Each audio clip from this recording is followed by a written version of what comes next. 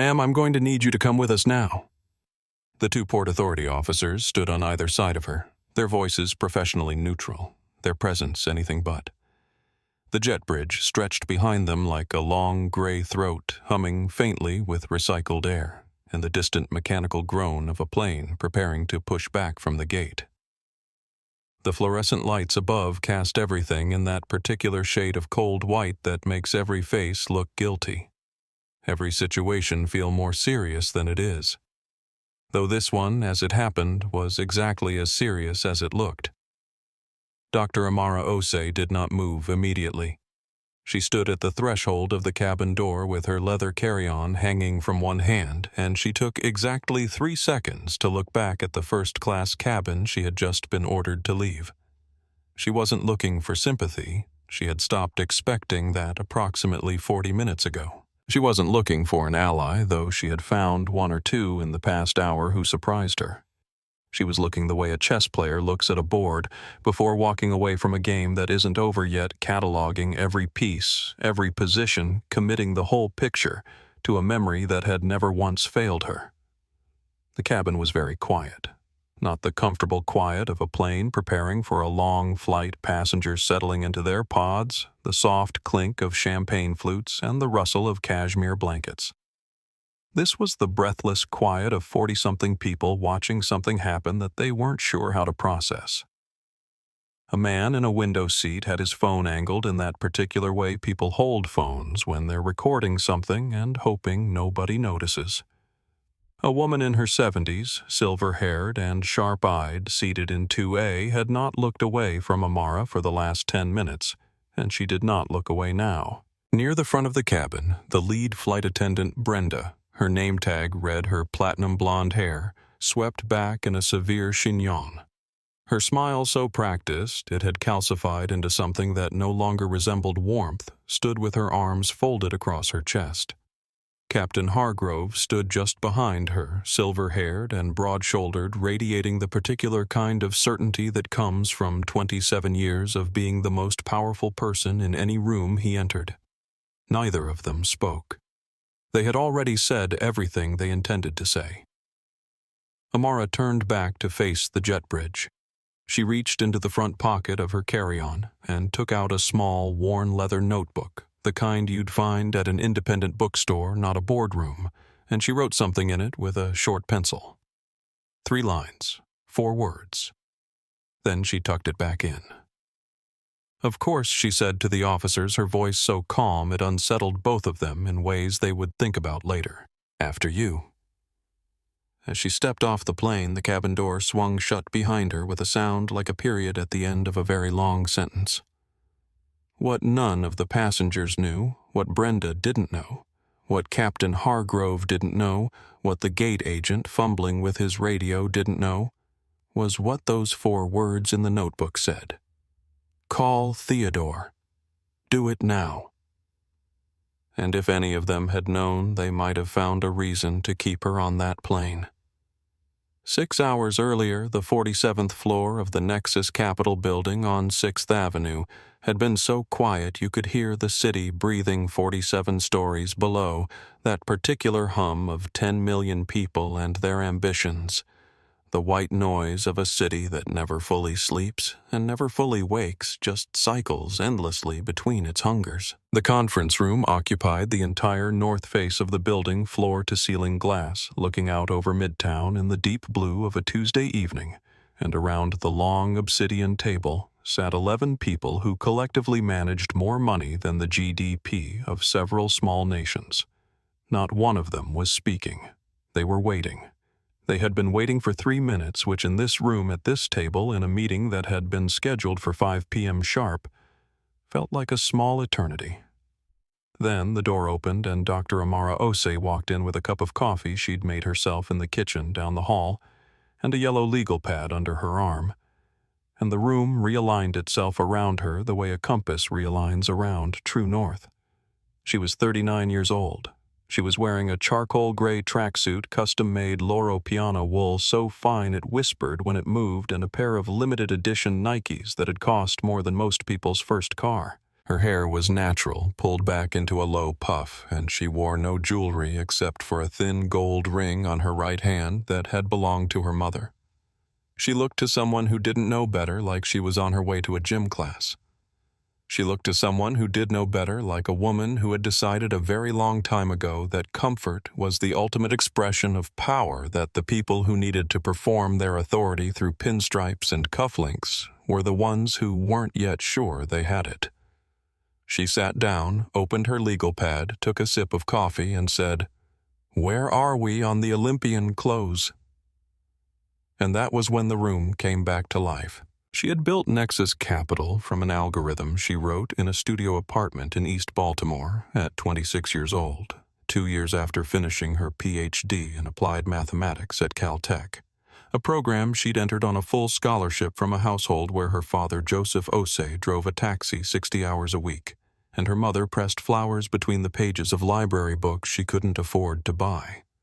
She had grown up watching her parents navigate a world that required them to be twice as good, twice as prepared, twice as careful as everyone else just to be granted the basic courtesies that others received as a matter of course.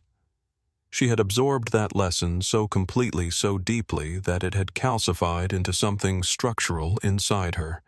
Not a fear, not a chip on her shoulder, but a kind of architectural precision, a refusal to leave anything to chance, or to the goodwill of people who might not wish her well. By 29, she had turned that algorithm into a predictive analytics firm with 3 employees and 11 clients. By 33, those 11 clients had become 800, and the firm had been profiled in 3 major financial publications, all of which had found creative ways to express their surprise that the person responsible was a black woman from East Baltimore with no legacy connections and no Ivy League pedigree, as if the algorithm cared where she'd gone to school. By 39, Nexus Capital managed $22 billion in assets across private equity, venture capital, and quantitative trading strategies. And when Dr. Amara Osei walked into a room, people waited for her to speak before they decided what to think. Tonight's meeting concluded in 40 minutes, a record for a deal of this size. The final confirmation of the largest acquisition in the company's history. Nexus Capital was purchasing a controlling stake in the Olympian Airways Group, the parent company of, among other things, Australis Airlines' 4 regional carriers and a network of premium airport lounges in 12 cities. The deal had been in motion for 7 months. The paperwork was signed. The only thing remaining was the $4.8 billion wire transfer scheduled for 9 a.m. the following morning. As the room emptied, Amara stayed behind for a moment, standing at the window with her coffee looking out at the city. Theodore Park, her COO, steady, brilliant, the kind of man who could project manage a moon landing without breaking a sweat, paused at the door. "You're cutting it close," he said. "Flight's at 9. I know." She was still looking at the window, though her eyes had gone slightly distant in the way they did when she was thinking about something other than what she was looking at. Theodore. "The Olympian deal? Which airline is the flagship carrier, again?" "Australis," he said. "Why?" She turned back and picked up her legal pad, just making sure she said, and the faint curve at the corner of her mouth was the closest thing to a joke she allowed herself in a boardroom. "That's my flight tonight." Theodore looked at her for a moment. "You're flying Australis to L.A., first-class seat 1A. She picked up her carry-on. "I'll be unreachable for 5 hours." She was almost to the elevator before the irony fully landed for him. He shook his head slowly, something between admiration and unease settling in his chest, and he wasn't entirely sure which feeling was more appropriate. JFK Terminal 7 on a Tuesday evening has a particular quality to it, not the frantic chaos of Monday mornings or the exhausted resignation of late Friday nights, but something in between, a kind of determined busyness that suits the people who travel, not because they want to, but because they must. Because the world they've built requires their physical presence in multiple cities, and the price of that world is an endless procession of security lines and departure boards and meals eaten standing up at airport counters. Amara moved through it with the efficiency of someone who had done this hundreds of times, and had long since stripped away any sentiment about the process. She had no assistant with her. She had declined a car service and taken a black cab from the office. She was carrying one bag, the leather carry-on, soft and dark with age, a gift from her father, when she defended her dissertation, and a tote with her laptop and a book she probably wouldn't read. She had made a deliberate choice years ago to travel without an entourage, without the protective bubble of assistants and security details and first-class lounges booked under a corporate alias.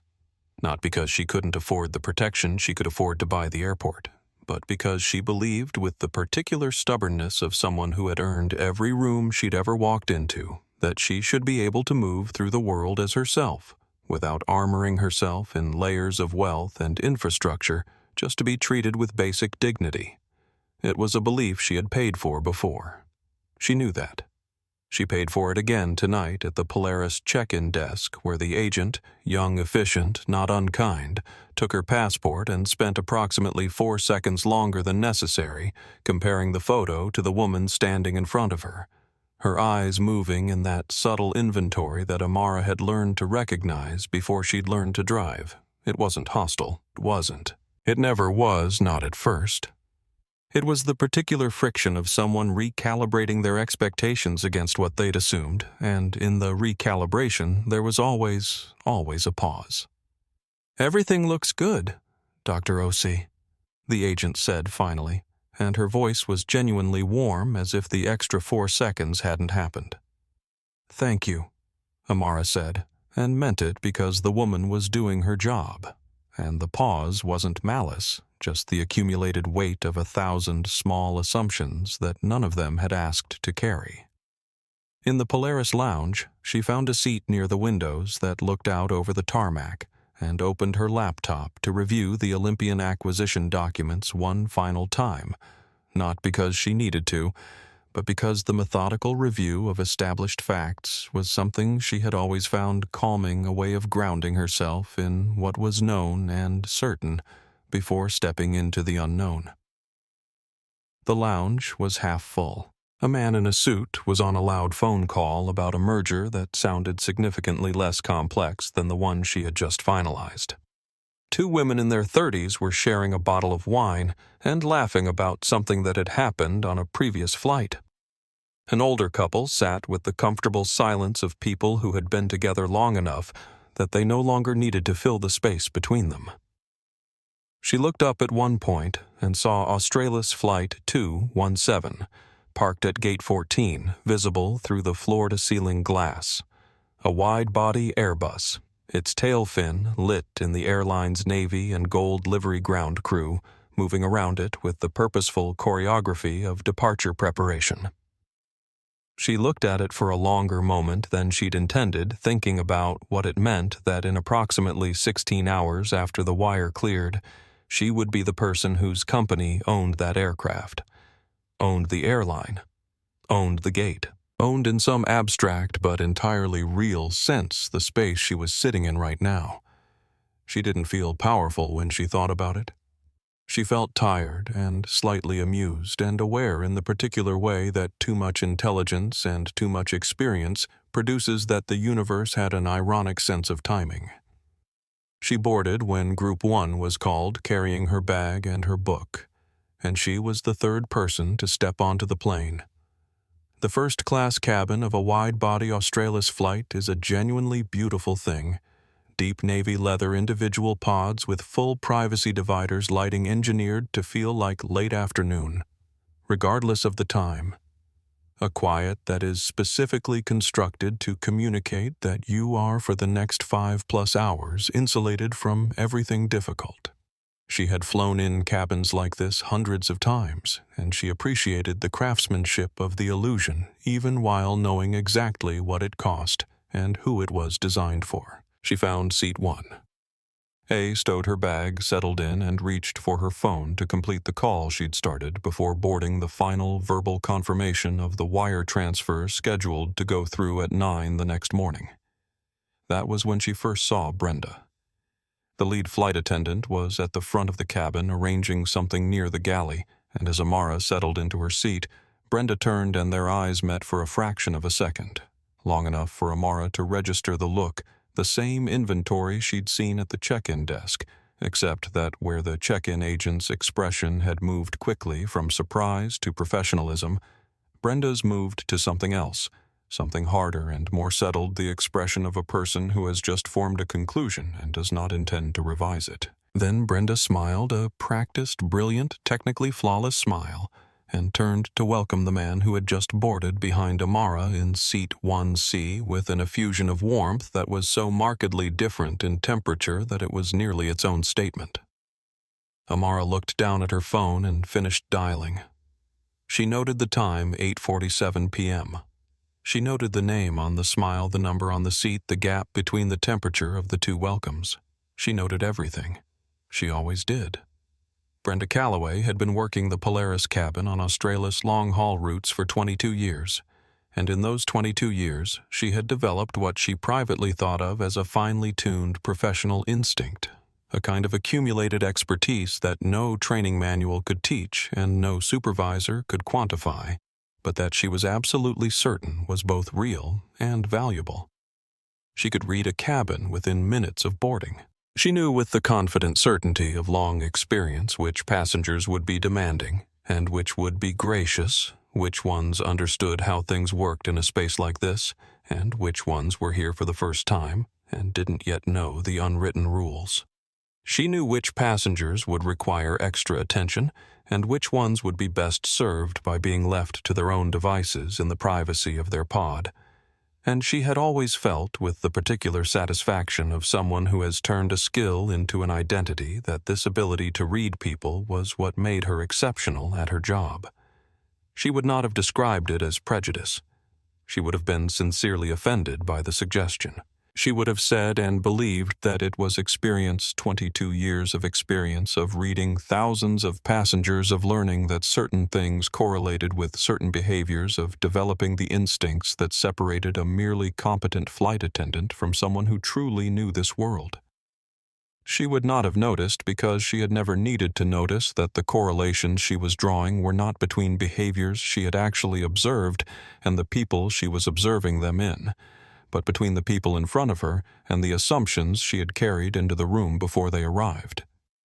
The woman in 1A had come on board with a carry-on that was clearly expensive. Brenda knew leather could identify the softness and patina of something that had cost serious money, but she was wearing a tracksuit, athletic shoes, no jewelry beyond a single ring. No designer logos visible, though that was its own kind of sophistication that Brenda did not have the framework to recognize as such. She was young, younger than Brenda expected for this cabin, and she moved with a comfort and ease that Brenda would have found completely natural in a different body and a different face, would have read as the easy confidence of someone who traveled often and well, but which in this particular body and this particular face registered differently in Brenda's carefully calibrated internal system. Registered as out of place, as not quite right, as something that required watching. She greeted the man in 1C, Gerald Whitmore, a regular on this route, a pleasant enough hedge fund type who always ordered the same whiskey and asked after the same flight attendants with the genuine warmth of recognition, the warmth of knowing someone belongs in your world.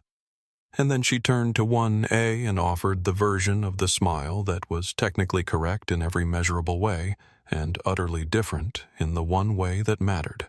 She had no idea she was doing it.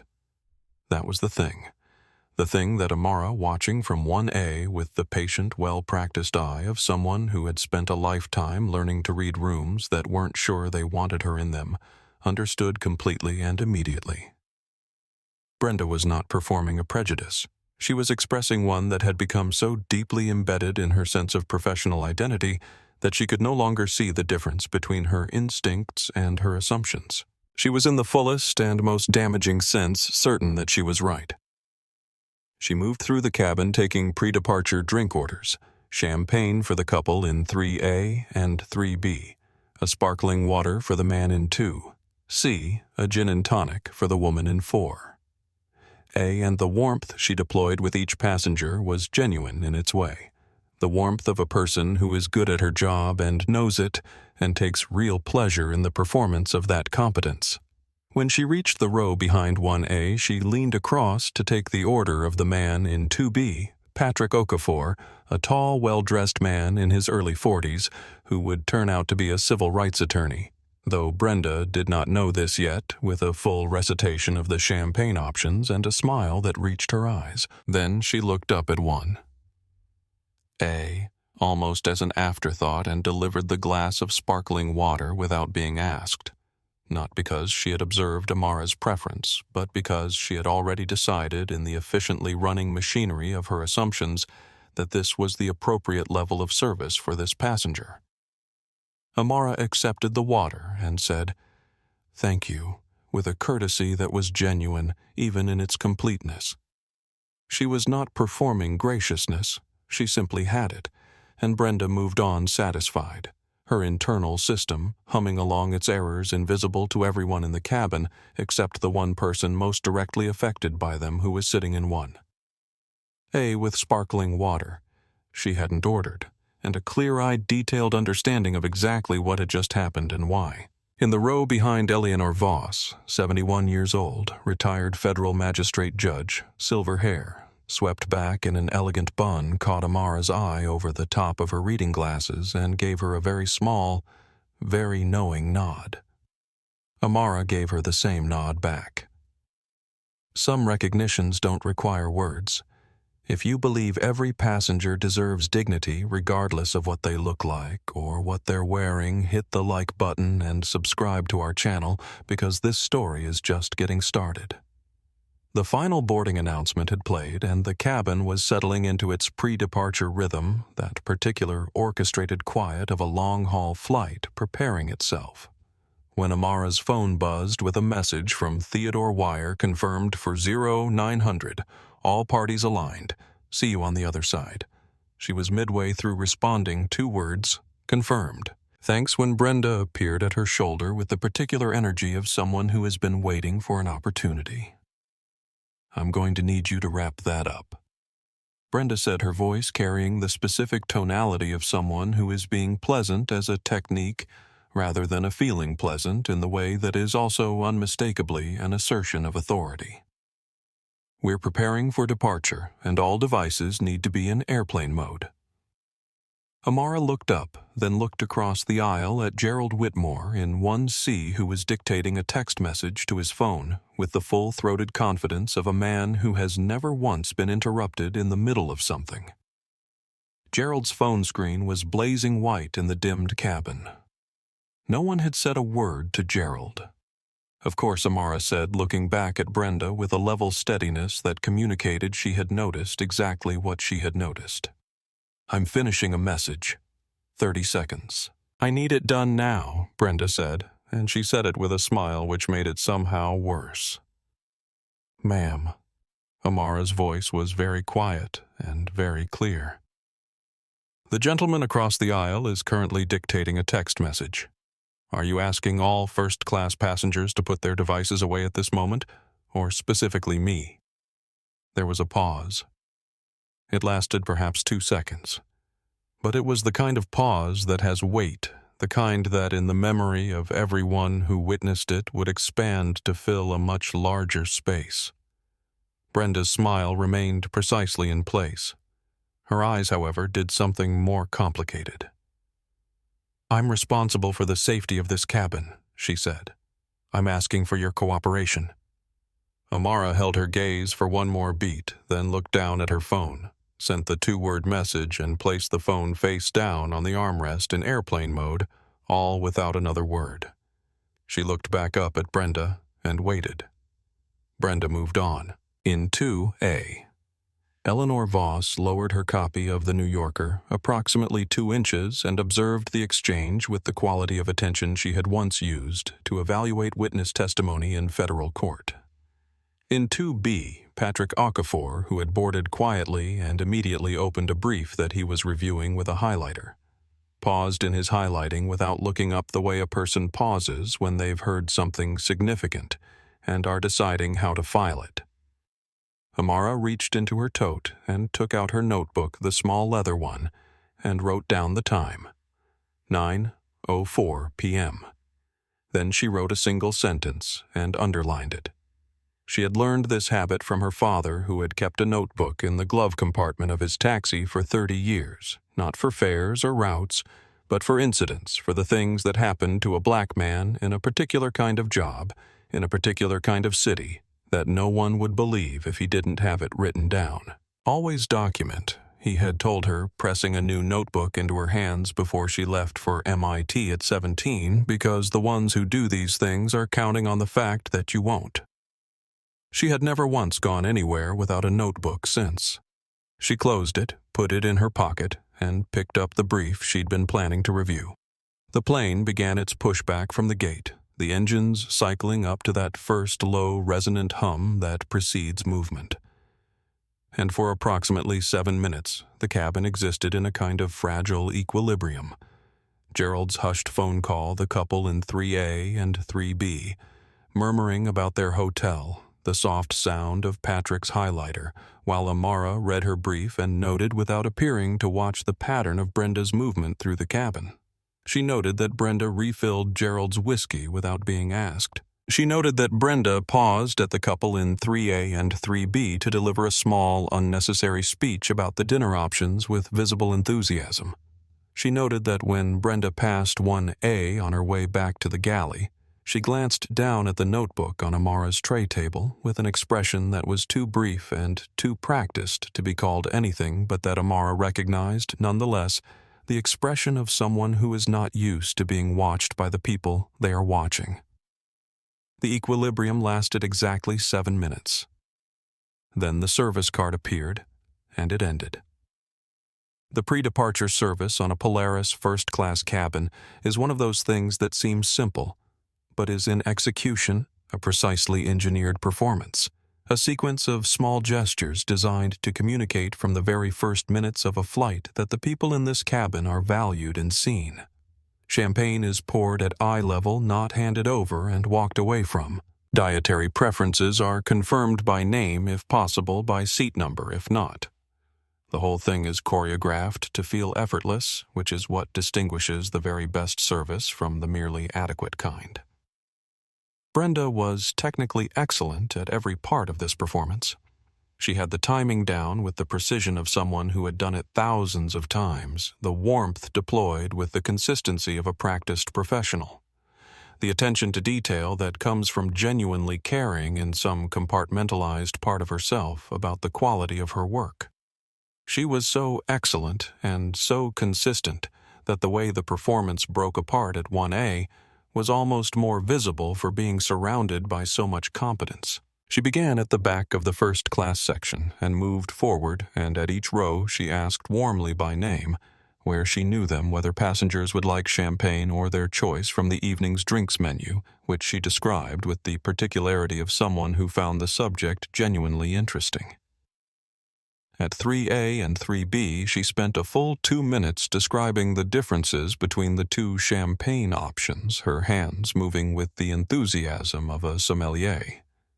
At 2B, she leaned down to Patrick's level and presented the menu with a small, genuine smile, asking whether he had any dietary requirements for the evening meal, waiting for his full answer before moving on. She reached 1A and set a small bottle of still water on the tray table without a word, without eye contact, without asking whether still water was what this passenger wanted or whether this passenger wanted anything at all. It was done in the space of 3 seconds. It was so swift and so practiced that a person watching from a distance might not have noticed anything unusual, might have assumed that the passenger in 1A had simply already given her order that the still water was the result of a request. But Patrick in 2B had seen the whole sequence. Eleanor in 2A had seen it, and Amara in 1A had both seen it and felt it in the particular way you feel something you've felt before.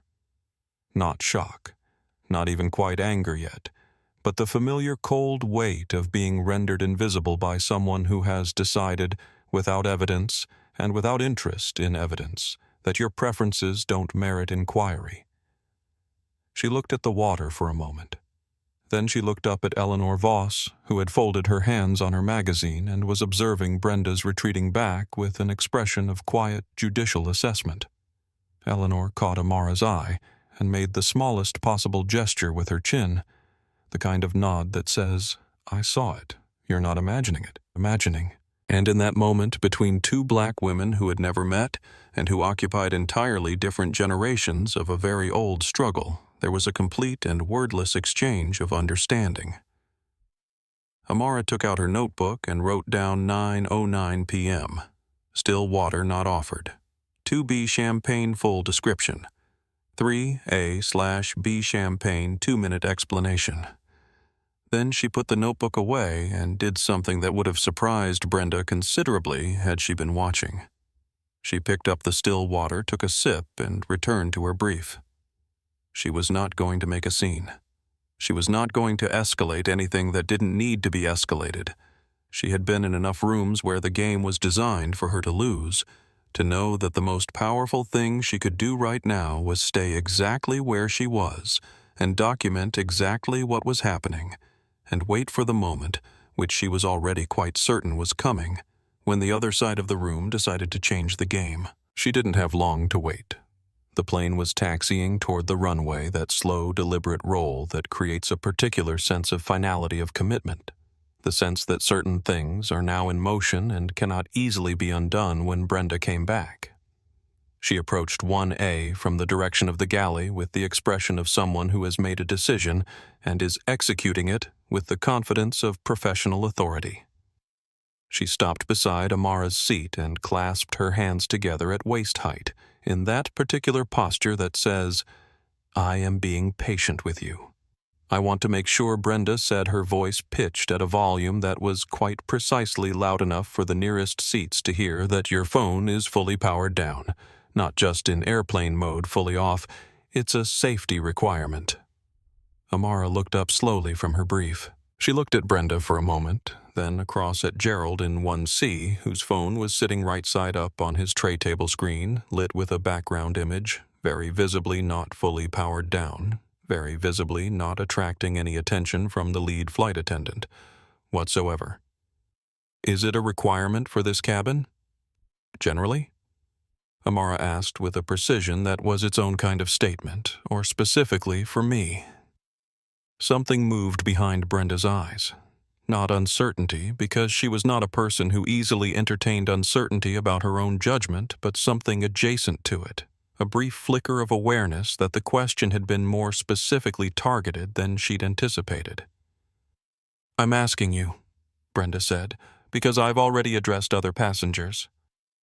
"I didn't see you address the passenger in 1C, Amara said pleasantly. "I'm sorry?" The smile tightened. "Gerald," Amara said with the mild equanimity of someone citing a fact from a report. "He's in 1C. His phone has been on his tray table for the last few minutes. I wasn't sure whether you'd had a chance to speak with him yet."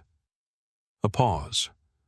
I wanted to make sure I understood whether this was a general policy or something specific to my situation. It was in its way a perfect maneuver, not aggressive, not accusatory, not the kind of statement that gives someone grounds for a counterclaim, but a clear and direct placement of the inconsistency on the table between them where everyone nearby could see it. Patrick had put his highlighter down. Eleanor had lowered her magazine to her lap. The couple in 3A and 3B had gone quiet. Brenda's smile did not waver. It had been in place for so long at this point that it seemed to have become load-bearing. "Maybe," she said, and the word came out with a particular quality, not quite sweet, not quite threatening, the tone of someone who believes they are being very patient with someone who is making their life unnecessarily difficult. "This type of flight isn't quite what you're used to." The cabin went very still. The engines continued their low, indifferent hum. The plane continued its slow roll toward the runway. These things did not pause for the weight of what had just been said, even though it deserved a pause. Amara held Brenda's gaze. There was no anger in her expression. Nothing that Brenda could have pointed to and said, "There, that's the belligerence I'm talking about." There was something quieter and considerably more unnerving, the expression of a person who has just had a hypothesis confirmed and is noting the confirmation with the dispassionate precision of a scientist recording data. "I appreciate your concern," Amara said. "My phone is in airplane mode. That is the FAA requirement for this phase of flight. I've complied with that requirement." A pause just long enough to be deliberate. "If there's a specific policy requiring full power down that applies to all passengers, I'm happy to comply. I'll also be interested to see the documentation for that policy." "Excuse me." Eleanor Voss spoke from 2A, her voice carrying the unhurried clarity of someone who had presided over courtrooms and was not accustomed to being ignored. She looked at Brenda with the expression she had once reserved for lawyers who were wasting her time. "I've been sitting here since boarding, and I can confirm that this passenger has complied with every request made of her." "I'm not sure what the concern is." Brenda looked at Eleanor. Something shifted in her posture, not backing down, not exactly, but recalculating.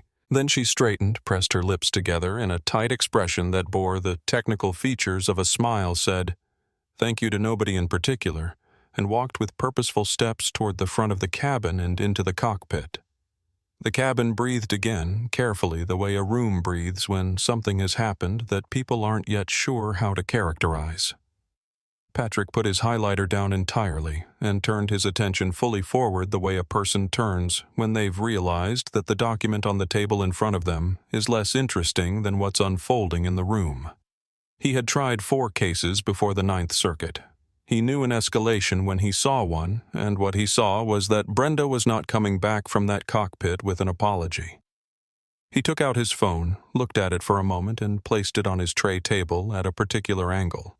He did not say anything to anyone about why. Captain Hargrove was 61 years old, had logged more than 30,000 flight hours across 27 years. With Australis, had received 3 safety commendations and 1 humanitarian award for his conduct during an emergency landing in 2009, and carried himself with the specific authority of a man who had been the most important person in every room he'd entered for so long that it had become his natural posture rather than a performance. He emerged from the cockpit door and crossed the first-class cabin with the measured pace of someone who has calculated that measured paces convey authority more effectively than either rushing or dawdling. He was silver-haired, broad-shouldered, and wore his uniform with the pride of someone who understood that the uniform was doing significant work. Brenda followed 2 steps behind him, and her posture had changed subtly. She was now in the mode of the senior employee who has escalated a situation to a superior and is waiting for the superior to resolve it in her favor, and the confidence in her bearing communicated her certainty about how this was going to go. He stopped beside 1A and looked at Brenda. Not at Amara. At Brenda. "Which passenger?" he said, as though Amara were not sitting 14 inches away. "Seat 1. Brenda said, as if Amara were a coordinate rather than a person. Hargrove turned then and looked at Amara with the expression of someone who has already reached a conclusion and is looking at the subject of that conclusion to confirm it. His eyes did the same inventory that Brenda's had done, and they arrived at a similar destination by a similar route: the tracksuit, the sneakers, the natural hair, the face that did not match the space in the way his instincts told him. A face in 1A should match it. And whatever doubt might have complicated that inventory was resolved quickly in the direction of Brenda's account. "I understand there's been a disruption," he said. "I haven't disrupted anything," Amara said clearly. "I'd appreciate the opportunity to describe what has actually occurred." Hargrove held up one hand, not aggressively, but with the finality of someone who has decided that this is not going to be a conversation between equals. "Brenda is my most senior purser. She has my full confidence. I'm not questioning her experience," Amara said. "I'm asking to describe what happened from my perspective, since her account may not be complete. She informed me that you've been uncooperative with her instructions and that you've been confrontational. The instruction she gave me was to fully power down my phone, which is not an FAA requirement, and which was not applied to any other passenger in this cabin. Amara's voice was still steady, still completely controlled, still the voice of someone who is accustomed to laying out an argument for people who have the power to dismiss it. I complied with the actual FAA requirement airplane mode, and I asked politely whether her instruction applied to all passengers or specifically to me. That's the full extent of my behavior. If that constitutes being uncooperative, I'd like to know where that policy is written down. Captain Hargrove looked at her for a moment. His jaw moved slightly, not speaking, just processing. Then he said the two words that landed in the cabin like something dropped from a height. "Calm down." Amara went completely still. Not the stillness of shock. She had heard these words before, had felt them before, had felt exactly this. The specific experience of being told to calm down by a person in authority when she had not, at any point, been uncalm. When calm was the precise and deliberate register she had been operating in from the moment she boarded, when the instruction to calm down was not a description of her emotional state, but a tactic, a way of reframing her measured clarity as hysteria, her reasonable request as aggression. She held his gaze. "Captain," she said, and her voice had dropped to something very quiet, very precise, the voice she used in boardrooms when she needed someone to understand that she was not going to be moved. "I am perfectly calm. I've been calm throughout this interaction. I've made a straightforward request to be treated consistently with the other passengers in this cabin. I've documented the incidents that occurred during this flight, including timestamps. I'm asking one more time whether there's a specific policy that was applied to me that does not apply to others, or whether we can acknowledge what's actually happening here." "What's actually happening," Hargrove said, and now his own voice had the stiffness of a man who has been challenged on his own aircraft and found it intolerable, "is that my crew has reported a disruptive passenger. I have the authority to remove that passenger. You can comply with my crew's instructions for the remainder of this flight, or you can deplane. That's your choice." "Captain." Patrick Okafor spoke from 2B calmly, his hands flat on his tray table. "I'm a civil rights attorney. I've been present for this entire interaction. I'd recommend reconsidering that. Sir, this is not your matter. I think it may become several people's matter." "Very soon," Patrick said. Still calm, still measured, still, very clearly, someone who was keeping track. Eleanor Voss had not spoken. She was simply looking at Hargrove with the expression she had worn when she sentenced people, the expression that said, "I am recording every word." It was the most unsettling expression in the cabin, and the captain had not looked at her directly, which suggested he could sense it. Hargrove turned back to Amara. "I need your decision." Amara looked at him for a long moment. Then she looked at Brenda, who was standing slightly behind him with her arms crossed, and in Brenda's expression she saw the thing she had been watching for the satisfaction, brief but unmistakable, of someone who believes they have won. "I'll need you to put in writing." Amara said the specific grounds for this removal. "I'd like it documented before I leave this aircraft." Hargrove turned to the galley door and said, "Get the gate agent." The gate agent's name was Kevin, and he was 24 years old, and when he stepped through the cabin door into first class, he had the expression of someone who had been managing the departure of a wide-body transatlantic for the last hour, and was not emotionally prepared for whatever this was.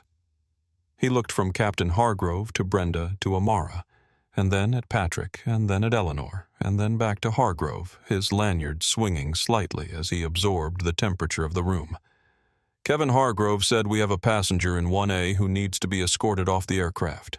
Please call Port Authority and have them meet us at the door." Kevin's hand went to his radio with the automatic motion of someone following procedure, then hesitated just briefly, just long enough to glance at Amara again, taking in the first-class ticket visible on her tray table.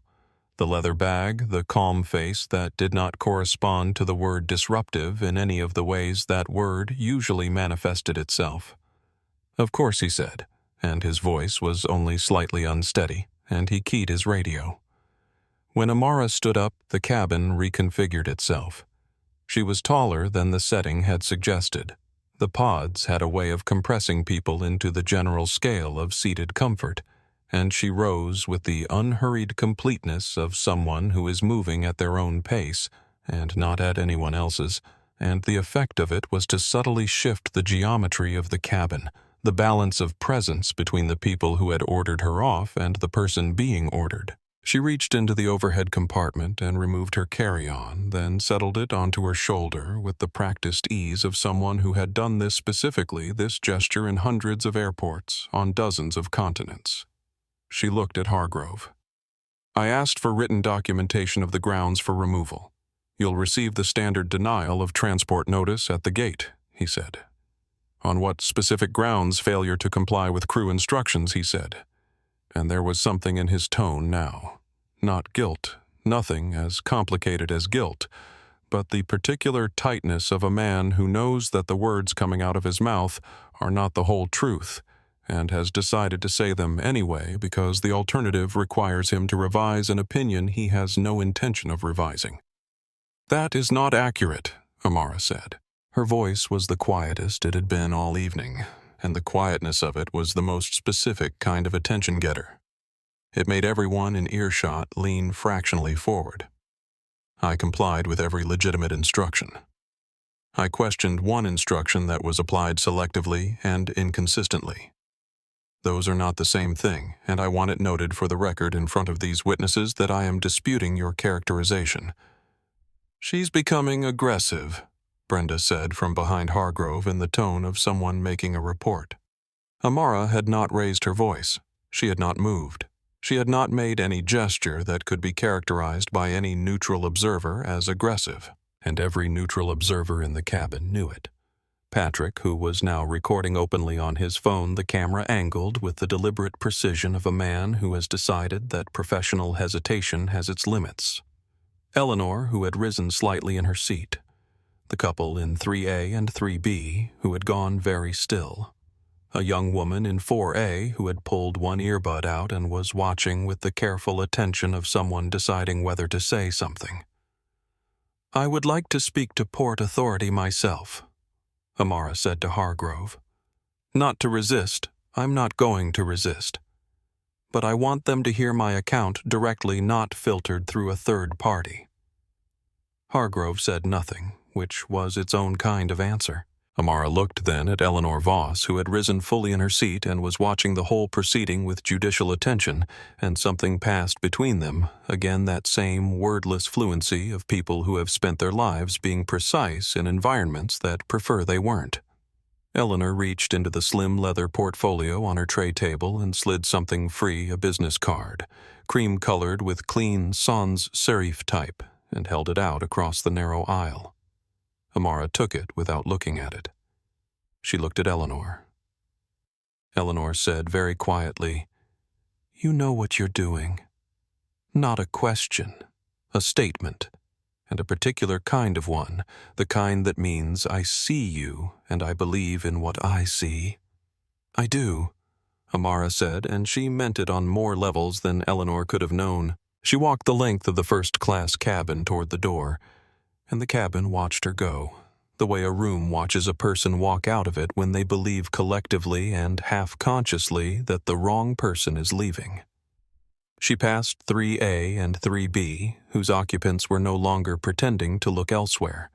She passed 4A, where the young woman with the earbud met her gaze and gave a very small, very earnest nod that meant, "I see what happened here." She passed the galley where another flight attendant, younger, perhaps 30, with an expression that had been doing an uncomfortable amount of shifting over the past 15 minutes, stood with her hands clasped and her eyes averted, in the way people avert their eyes when they are aware of participating in something they aren't sure they can justify. At the door, the two Port Authority officers were waiting. They were professionally neutral, which was the most that could be asked of them in this moment, and which Amara appreciated in the way she had learned to appreciate the small dignities available within unjust circumstances. She looked at them and said, "Good evening," with a composure that made the taller of the two officers later telling the story to his partner. "Describe her as one of the most unsettling people I've ever escorted off a plane, and I don't mean that as a bad thing." She stepped off the aircraft. The cabin door closed behind her. The sound it made was solid and definitive, the sound of something ending, though what exactly was ending and for whom was not yet clear to most of the people who heard it. Amara walked the length of the jet bridge with the officers on either side of her and her carry-on on her shoulder and Eleanor Voss's card in her palm. And she looked at the card for the first time as she walked, and she read the name on it and the title beneath the name, and she thought, of course. The card read, "The Honorable Eleanor Voss, U.S. Federal Court, 9th Circuit, retired." She put the card in her pocket and took out her notebook. She wrote 3 words. "Call Theodore, now." Stories like this remind us that dignity isn't something you earn, it's something you're born with. If that resonates with you, please subscribe to our channel and share this story because more people need to hear it. The security office was located in a part of the terminal that the architects had clearly not designed for comfort or extended occupancy. A small, windowless room down a service corridor that smelled of burnt coffee and industrial cleaner, and the particular staleness of a space that circulates the same air indefinitely. The fluorescent lights above hummed at a frequency that sat just at the edge of consciousness, present enough to register without being distinct enough to identify. There were 4 plastic chairs arranged around a metal table, a small monitor showing a frozen split screen of security camera feeds, and a filing cabinet with a coffee maker on top of it that had clearly been making the same burnt coffee for longer than anyone in the building could remember. Officer Daniels and Officer Webb were both professional, both efficient, both visibly recalibrating the situation against whatever briefing they'd received from the gate, which had apparently prepared them for something considerably different from the calm, well-spoken, first-class ticket-holding woman who sat across from them and answered their questions with the precise, unhurried manner of someone who had given depositions before. They asked their questions. She answered them. They looked at her passport, Dr. Amara Osei, 39, United States, place of birth, Baltimore, Maryland. And they looked at her first-class ticket, and they did the small arithmetic of it that produced an expression of mild confusion on both their faces, the expression of people who have been handed a puzzle that doesn't quite fit the shape of the box they expected to put it in. Officer Daniels, older, heavier, with the demeanor of someone who has been doing this long enough to have developed a functional philosophy about it, set down her documents and leaned back in his chair. "Ma'am, I want to be straightforward with you. The captain has the final authority on his aircraft. Once he makes the call, it's our job to execute it, not to relitigate it. You can file a complaint with the airline's corporate office." "I'm aware," Amara said. She said it without sarcasm, without bitterness, with the steady neutrality of someone who has long since accepted that the process is what it is and that railing against the process is a less efficient use of energy than understanding it. "I don't hold you responsible for the situation." Officer Webb, younger, sitting slightly forward in his chair, said, "Can I ask, is there someone we should call? Is there someone expecting you in L? A?" It was, she realized, a genuinely considerate question, the kind of question a person asks when they're trying to make a bad situation fractionally less bad, and she received it in the spirit it was offered. "My team is already aware," she said. "I'm fine." She looked at the table for a moment and then said, "Am I being detained? Are there any charges pending against me?" Officer Daniels shook his head. "No, ma'am. This is an airline matter on their end. As far as we're concerned, you're free to go." "Thank you," she said, and she said it with a genuine courtesy that made both officers straighten slightly the way people straighten when they're thanked by someone who didn't have to thank them and chose to anyway. "I appreciate your professionalism." She gathered her documents, stood, and picked up her carry-on, and as she turned toward the door, Officer Daniels said, "You take care of yourself." Dr. Osei, and she heard something in his voice that she chose to receive as what she thought it was the small, inadequate, entirely human attempt of a person to acknowledge that something unjust had happened in his vicinity without having the power or perhaps the framework to do anything more about it than that. She said, "Thank you one more time," and she meant it both times, and she walked out.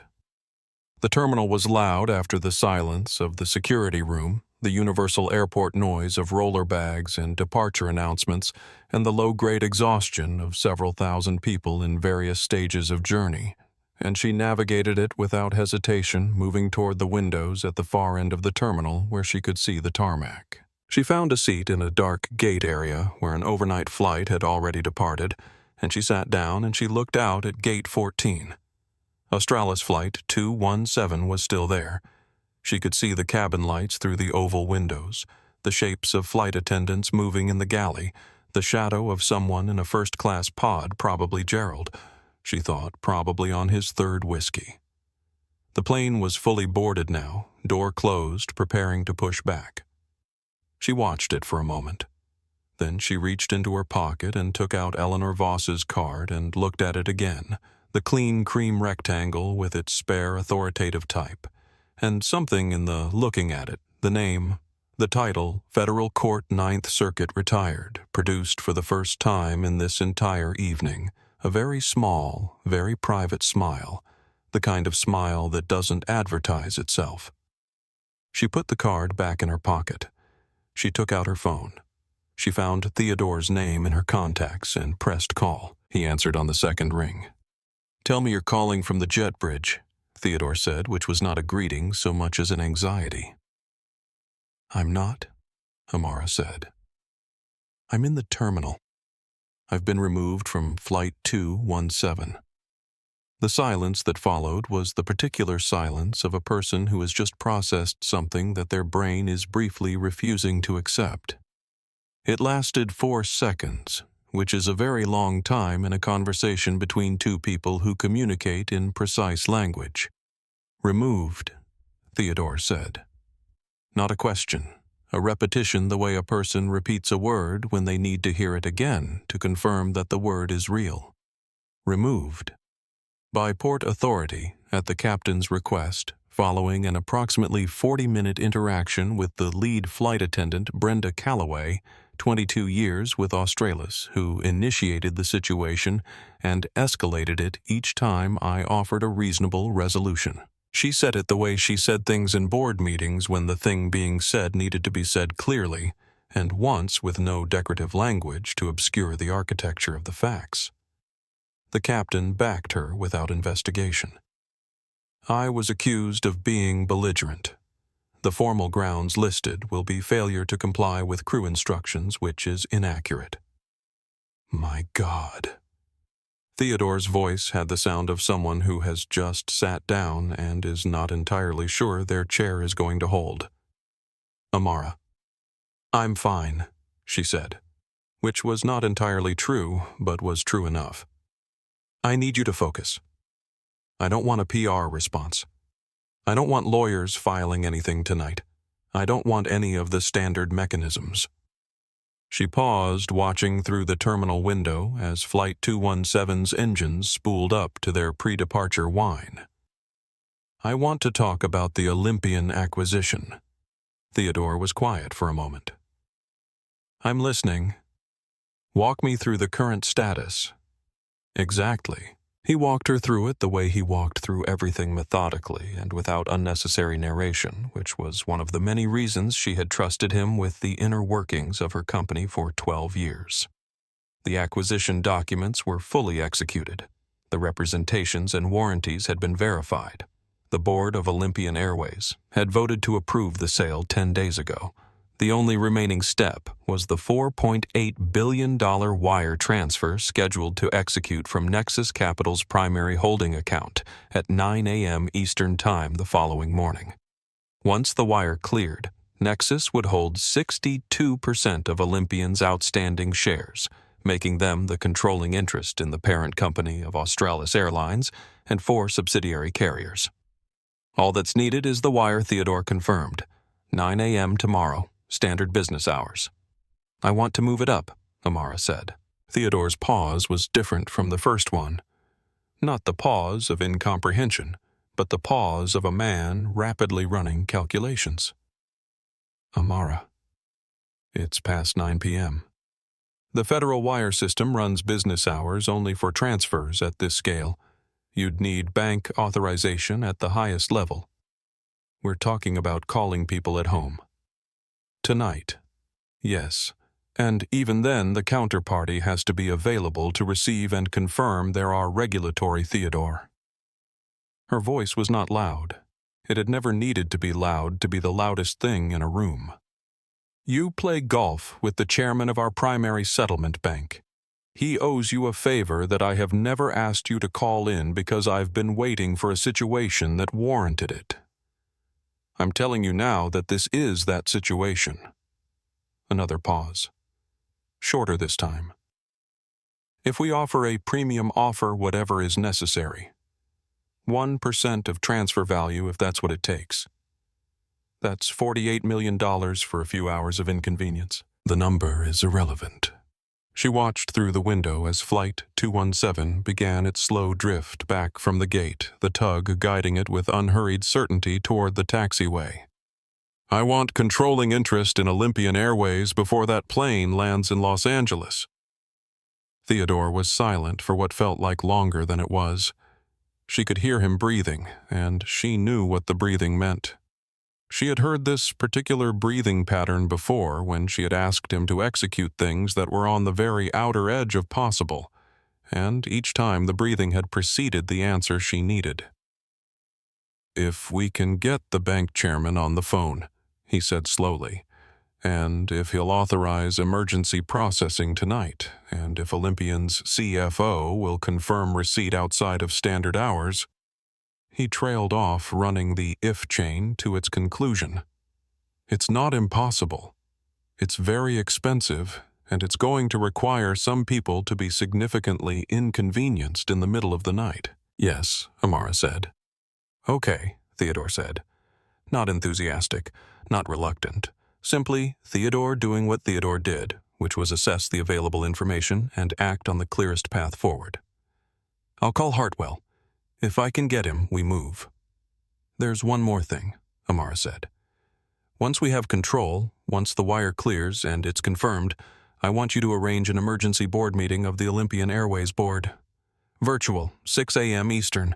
I want their CEO, his name is Philip Randall, to set it up. Tell him his new majority shareholder has an urgent directive and requires him present. 6 a.m., Theodore repeated. What's the agenda? She looked out the window.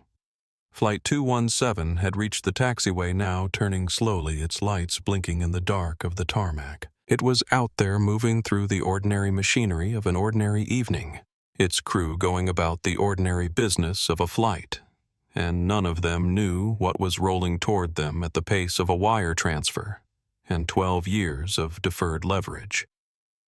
The agenda, Amara said, and her voice had gone to that particular place it went, when she was absolutely certain the place below anger and above calculation, where a decision becomes something closer to architecture, is a staffing change.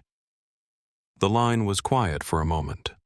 Then Theodore said quietly, How many will discuss it at 6, she said. Just get me control of that company. She ended the call. She looked at her phone for a moment, at the time 9:31 p.m. At the missed notifications she hadn't yet looked at the small, dark rectangle of glass and memory that contained in some compression of reality the entire edifice of what she had spent 15 years building and what she was about to use it for. Then she put it in her pocket, picked up her carry-on, and went to book a suite at the TWA hotel, which was 3 minutes from where she was sitting and which she had stayed in twice before, and found both times that its strange retrofuturism, all curves and optimism, and the particular confidence of an era that believed the future was going to be magnificent, suited a certain kind of focused, purposeful insomnia. She had a long night ahead of her, and she intended to use every hour of it.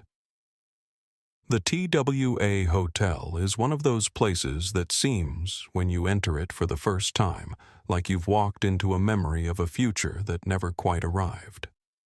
The soaring curves of the Eero-Saarinen terminal building, the sweeping staircases and pod chairs and red carpet, the whole aesthetic conviction of a 1962 that believed air travel was going to be glamorous forever and engineered its buildings accordingly. Amara had always found it oddly calming in the way that anachronisms can be calming things that exist outside of their correct time have a certain detachment from the present's urgencies, a quality that was useful when the present's urgencies were significant.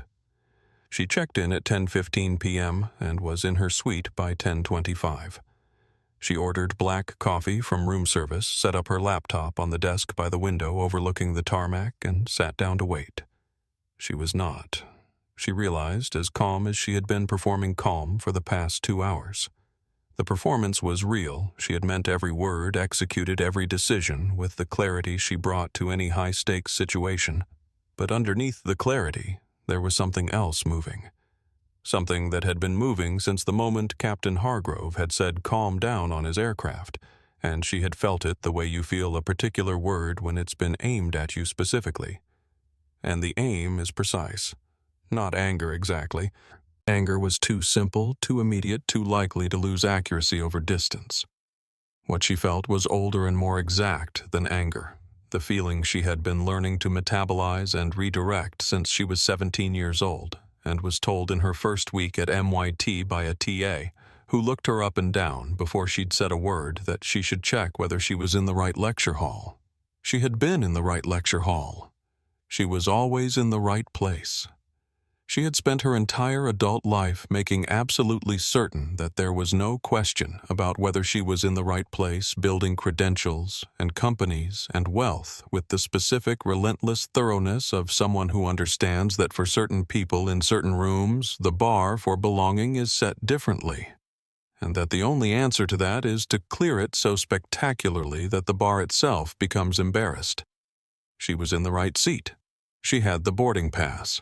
She had the ticket. She had built with her own mathematics and her own relentlessness, and 15 years of 18-hour days, the literal company that owned the plane she was sitting on.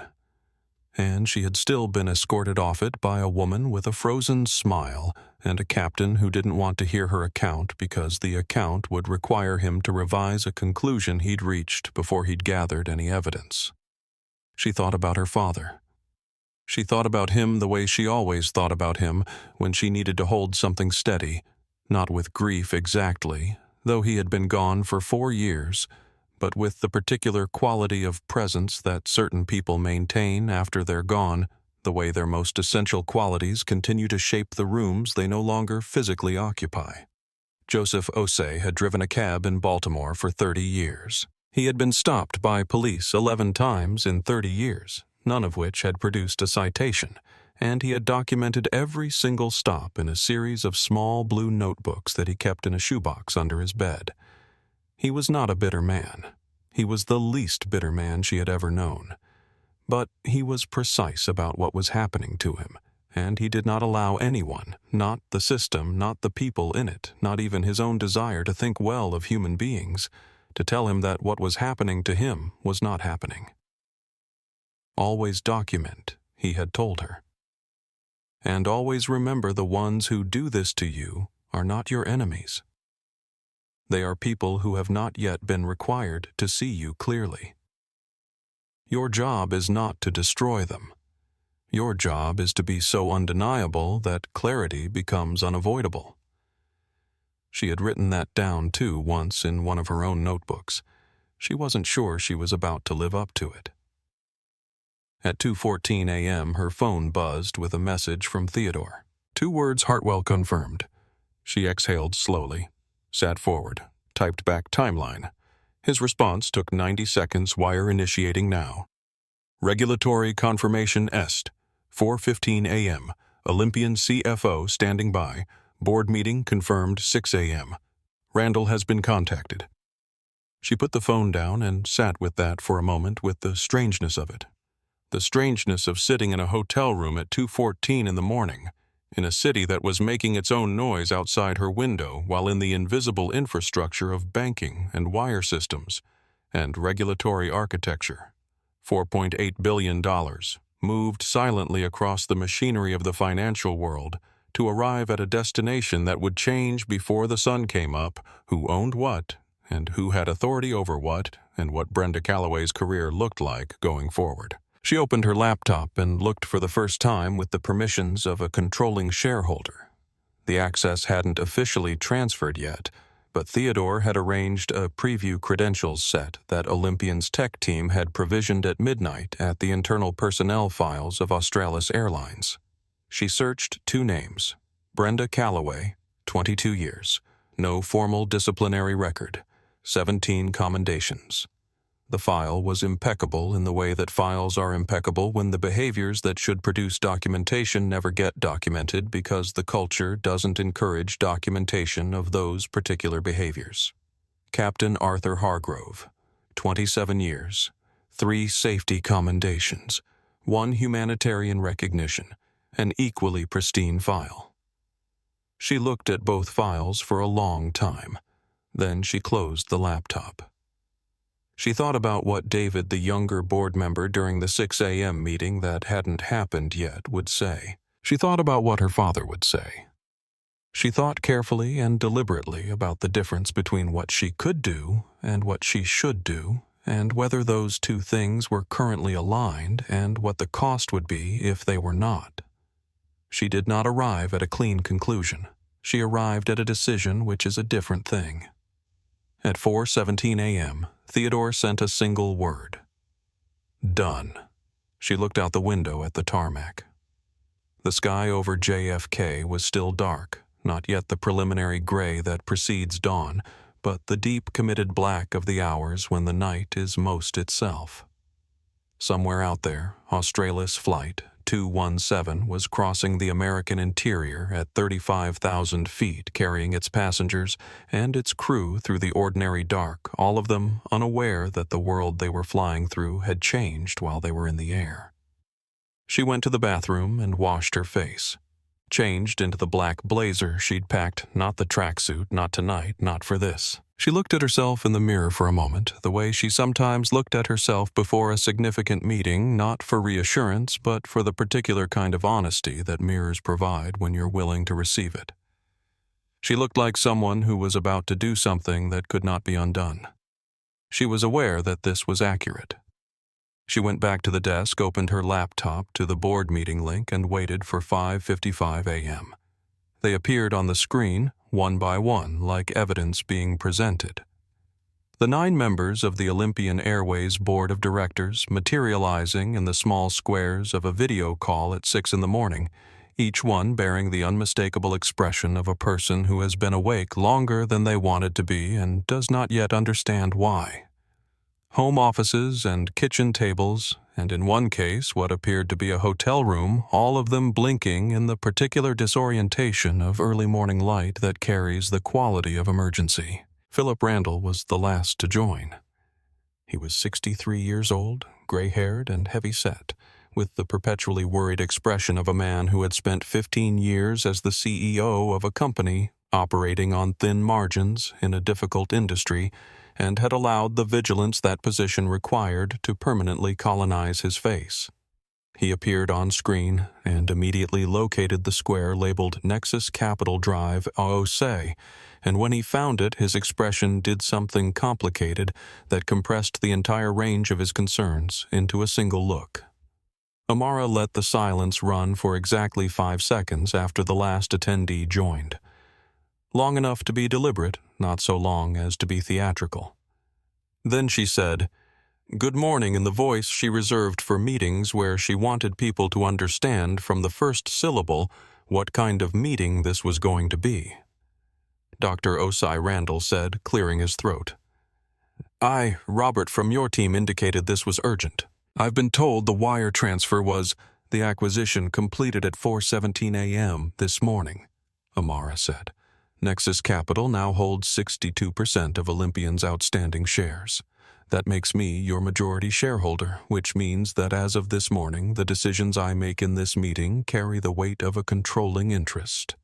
She looked at the screen at the 9 faces, each doing their own rapid arithmetic. "I'll be brief, because the situation is straightforward." She told them what had happened. Not with emotion, she had made the decision sometime around 3 a.m. in the TWA hotel that she was going to describe the events of the previous evening without the emotional register they deserved, because the facts were sufficient, and the facts were what she needed these people to be sitting with when she told them what happened next. So she described it as she had described it to Theodore with precision and chronology, and the exact language of a person who had documented everything in real time, and she watched the faces on the screen move through their responses as she spoke. When she finished, the silence was total. Even the ambient sounds of 9 different home environments seemed to pause. No coffee machine, no traffic, no sound of a house beginning its morning, as if the world itself was waiting to see what happened next. Constance Webb, the board's senior legal counsel, spoke first, and she spoke with the careful control of someone managing her own alarm. Dr. Osei, on behalf of the board. "I want to say that what you've described is deeply concerning, and we take any complaint of this nature with the utmost seriousness. There are established processes for it becomes a board matter," Amara said, and her voice was very quiet and very clear when the passenger is me. The silence that followed that sentence was different from the previous one. Not the silence of waiting, but the silence of arrival, the silence of a room that has just received the piece of information that makes all the other pieces cohere. Several of the squares on her screen went very still in the particular way of people who are rearranging everything they've understood about the last hour. Randall's mouth opened, closed. He pressed his hand briefly over his face. When he looked up, he had the expression of a man who can see with terrible clarity every step of the sequence of decisions that led him to this moment, and who understands with equal clarity that none of those steps are reversible. "I want to be direct," Amara said, "so that there's no ambiguity about what I'm communicating. What happened on that aircraft last night was not an isolated incident. It was the expression of a culture, of an attitude embedded so deeply in the normal operations of that cabin that the people enacting it are not even aware they're enacting it. It's the kind of thing that doesn't appear in complaint logs because the people it happens to have learned not to expect that complaints will produce outcomes. It's invisible to everyone except the people it's designed to be invisible to." She paused. "That invisibility ends today." She read the list. She read it without inflection, without haste, without the anger that would have been entirely legitimate, but that she had decided deliberately, and at some personal cost, not to perform, because she wanted these people to hear the list as she experienced it, as the cold, structural reality, that it was not as the outburst of a wronged individual who might be dismissed as operating from personal grievance. Brenda Calloway, terminated. Captain Hargrove, terminated. The first officer, the remainder of the flight crew, the gate agent, terminated. The gate's direct supervisor, terminated. The head of JFK Customer Relations, who would have received the captain's incident report and buried it under the usual language of crew authority and passenger non-compliance, terminated.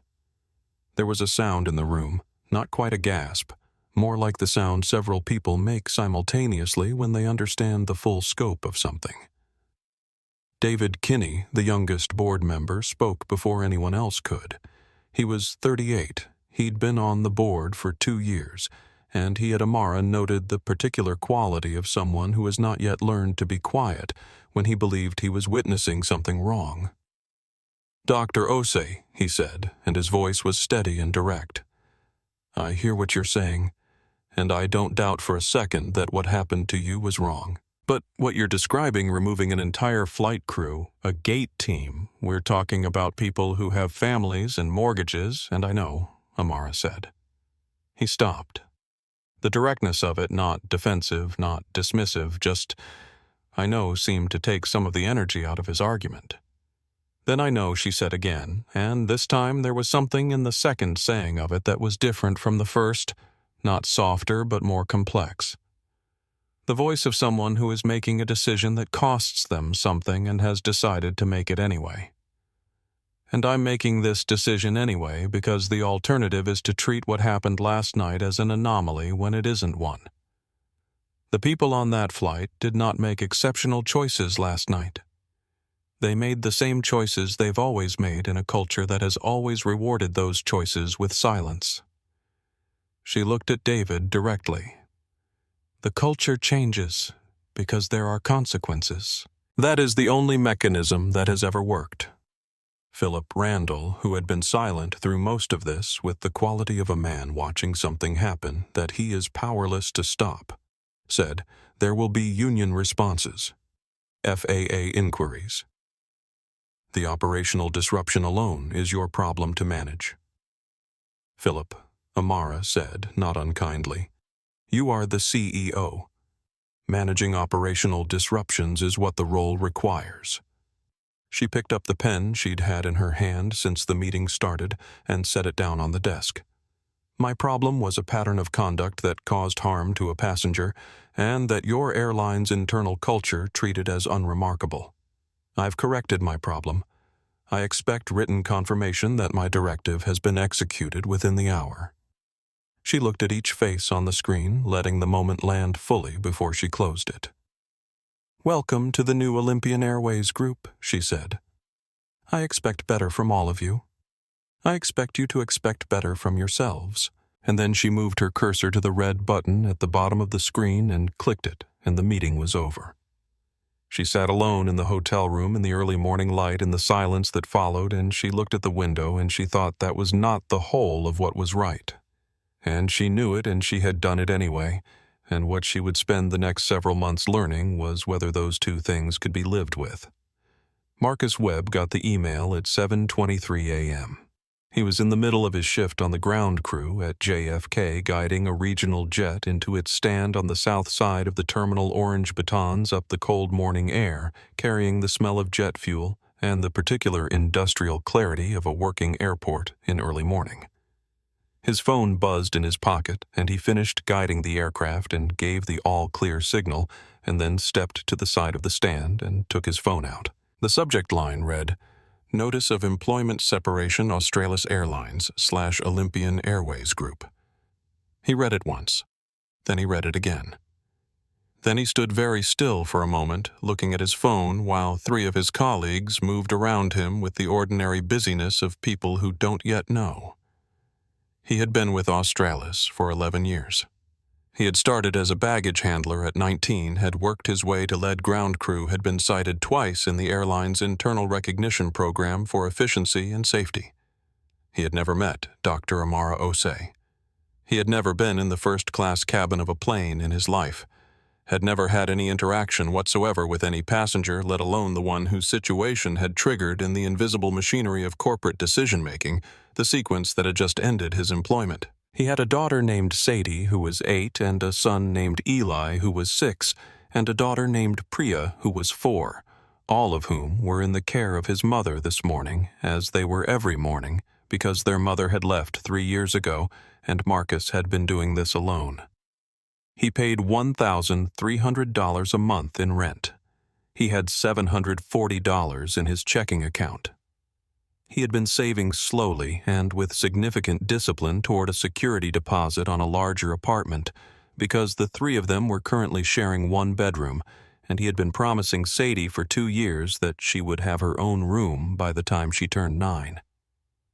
He put his phone in his pocket, picked up his batons, and walked back out to the stand, because he didn't know what else to do with his body in the immediate aftermath of something that his mind hadn't yet caught up to. He worked for another 40 minutes because the work was concrete, and the concrete was what he could manage. And then he went to the break room and sat down and looked at the photograph he kept in his wallet. Sadie, Eli, and Priya on the steps of his mother's house, squinting against the sun. All three of them grinning in that specific way of children who have been told to smile and have overshot the instruction in the direction of joy. He had not done anything wrong. He had no framework for this. Across the country, the story was breaking in pieces. and the pieces were not arranging themselves in the order that the events had actually occurred. The first version to gain traction online, driven by videos that Patrick Okafor had posted at 11 p.m. the previous night from his seat in first class, clear and steady footage of Amara's calm, of Brenda's expression, of Captain Hargrove's certainty, of the two Port Authority officers flanking a woman in a tracksuit carrying a leather bag with the bearing of someone who had decided to leave a room rather than be seen struggling in it, was the version that was unambiguously right. The second version began to form by mid-morning when Philip Randall, panicking about his own position and trying to reframe the narrative in a way that cast the decisions that followed as external to himself, leaked the full scope of the terminations to a financial journalist who published within the hour. And the full scope was not just a flight attendant and a pilot. It was 24 people, a ground crew gate staff, a supervisor, the kind of cascade that looks from the outside less like accountability and more like a missile that has lost its targeting. Amara received the first indication of the shift at noon, watching a news segment from the penthouse suite of the Beverly Hills Hotel. She had flown to L.A. on a chartered jet at 7 a.m. because she had a board meeting at Nexus the following morning, and because she had spent the small remaining hours after the Olympian board meeting doing the operational tasks that her new ownership required.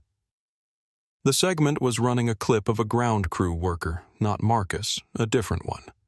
A woman named Teresa, who had worked the 217 departure the previous evening, being interviewed in the airport parking lot with the particular emotional openness of someone who has been caught entirely off guard by her own situation. She was crying. She was describing her children. Amara turned up the volume. She watched for a while.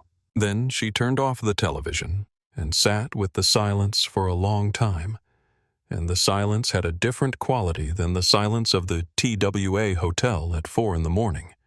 That silence had been the silence of decision. This was the silence of consequence, and they were not the same thing. Theodore called at 12:40 p.m. "The unions have filed," he said. FAA is initiating a review of operational stability given the crew transition. The stock has dropped 11% since markets opened. A pause.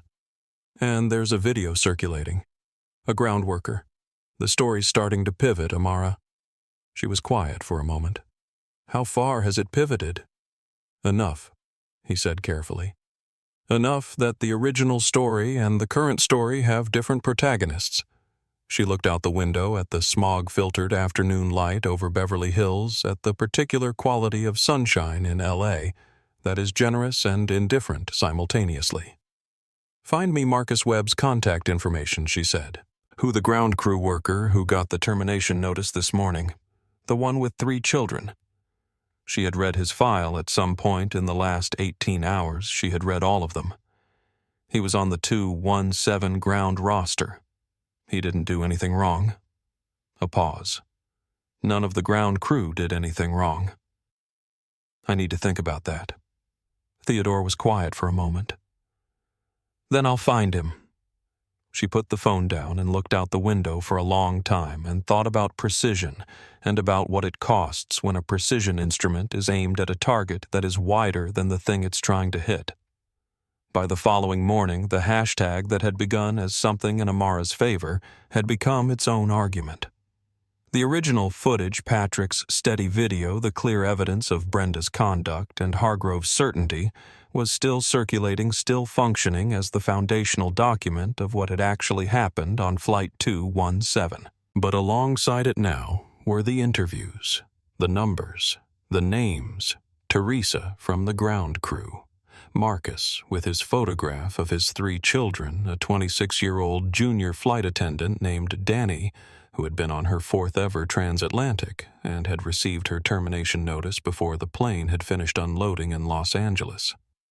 The cultural conversation was splitting in the way it always splits when a story has a wronged party whose response is larger and messier than the clean narrative that audiences prefer. Part of it held firmly to the original shape to what Brenda had done, and what Hargrove had enabled, and what Amara had been subjected to, and the fundamental rightness of the demand that there be consequences. Another part had found a different story in the same material, the story of a billionaire deploying the catastrophic leverage of institutional wealth against individuals who had far less power than she did, some of whom had nothing whatsoever to do with what happened to her. The financial analysis was stark. Theodore walked her through it on a call that evening, sitting cross-legged on the hotel bed with her laptop open to the Nexus Capital trading dashboard and her notepad in her lap. His voice steady and unsentimental, the way it always was when he was delivering information she needed and didn't want. Nexus Capital had lost 14% of its market capitalization in 2 days. The Olympian acquisition, which she had leveraged significantly to complete, had become a $2 billion write-down as the airline's operational disruption mounted, and the FAA review introduced uncertainty into every investor's model. There were 17 separate class action filings in 4 states, primarily from passenger groups affected by the flight cancellations that had cascaded from the crew transitions.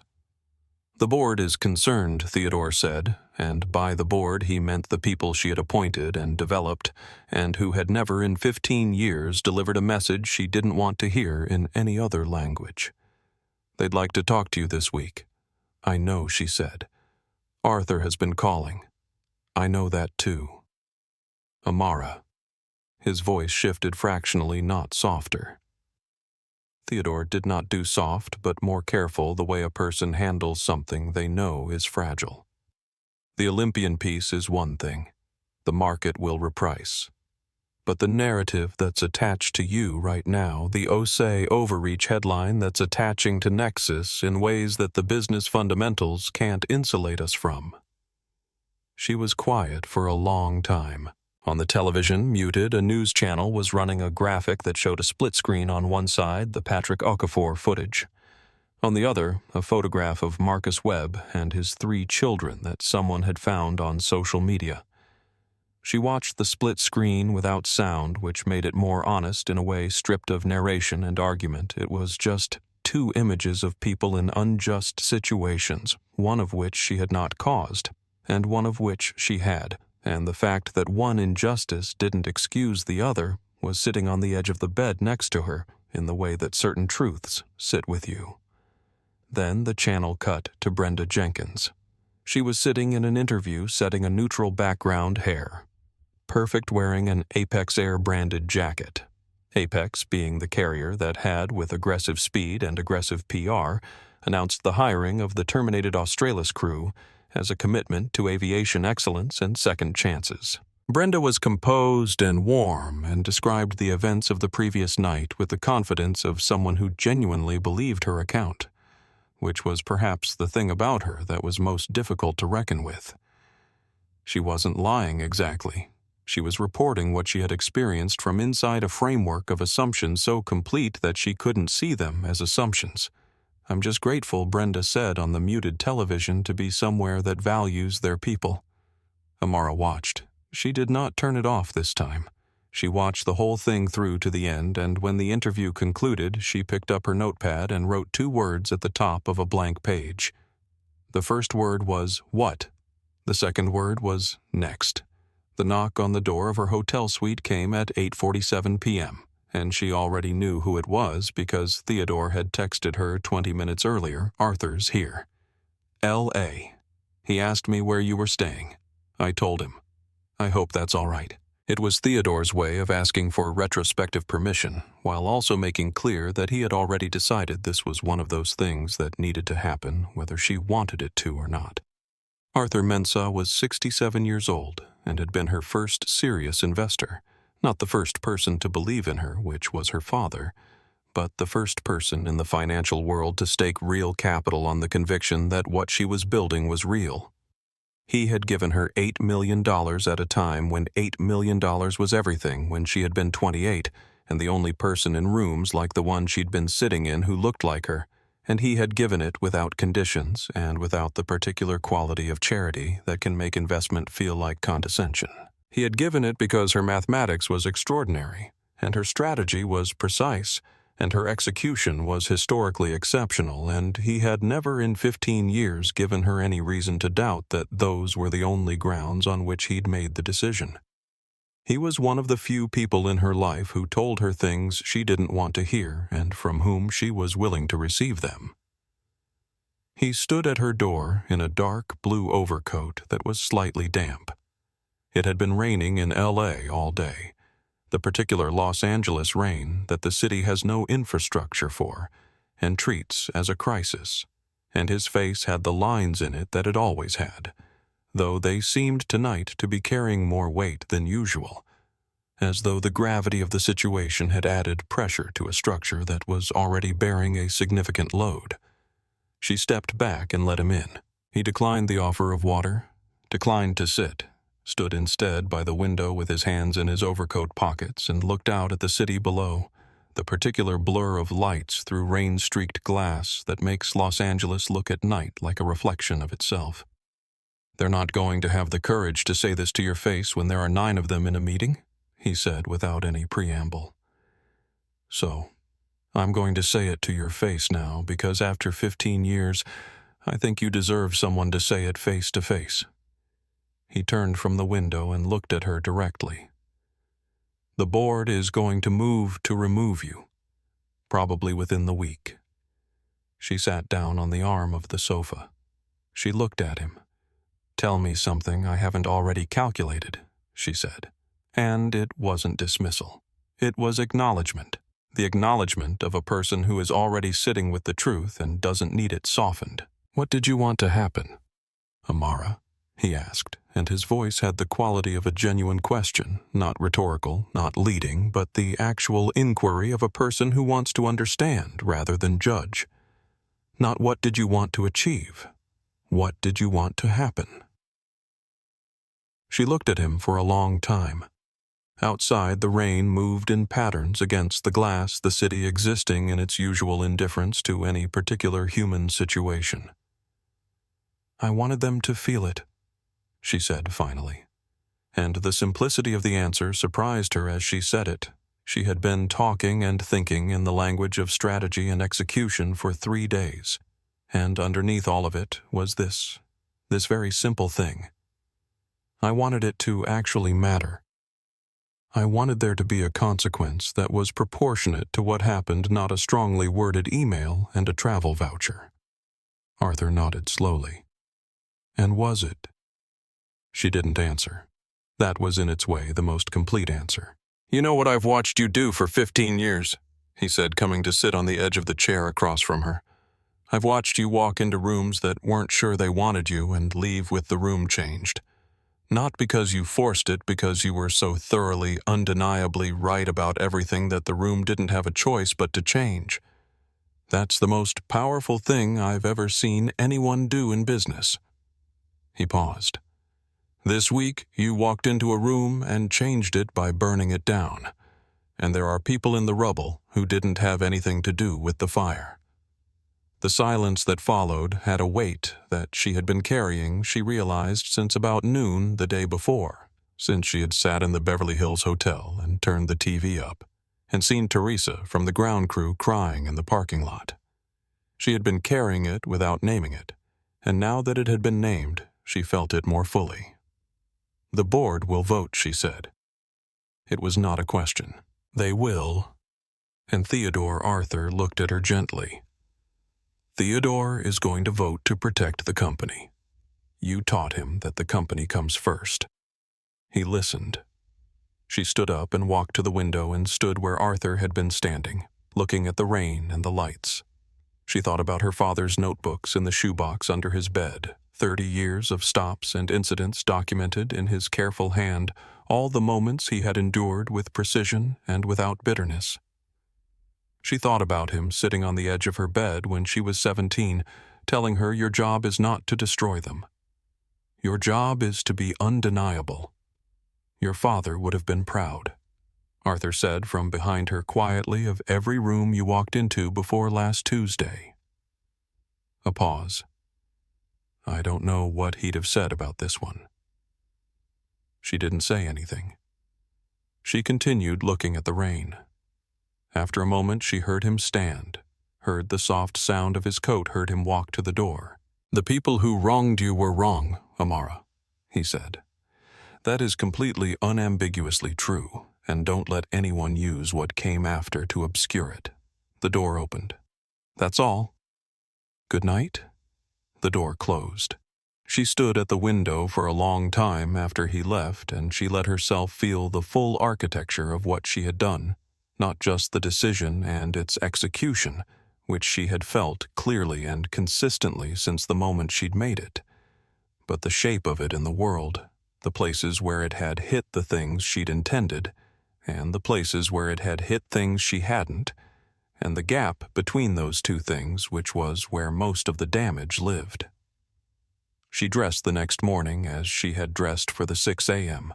board meeting black blazer, the clean authority of something chosen deliberately, not because she expected the clothing to save her, but because she had always understood that how you carry yourself in the moments that are hardest is a choice that matters not for the people watching, but for the person making the choice. She had watched her father drive his cab with dignity through 30 years of moments that didn't deserve it, and she had understood since she was very young that dignity is not something the world gives you. It is something you maintain, and its maintenance is its own kind of resistance. The virtual meeting was scheduled for 9 a.m. Eastern.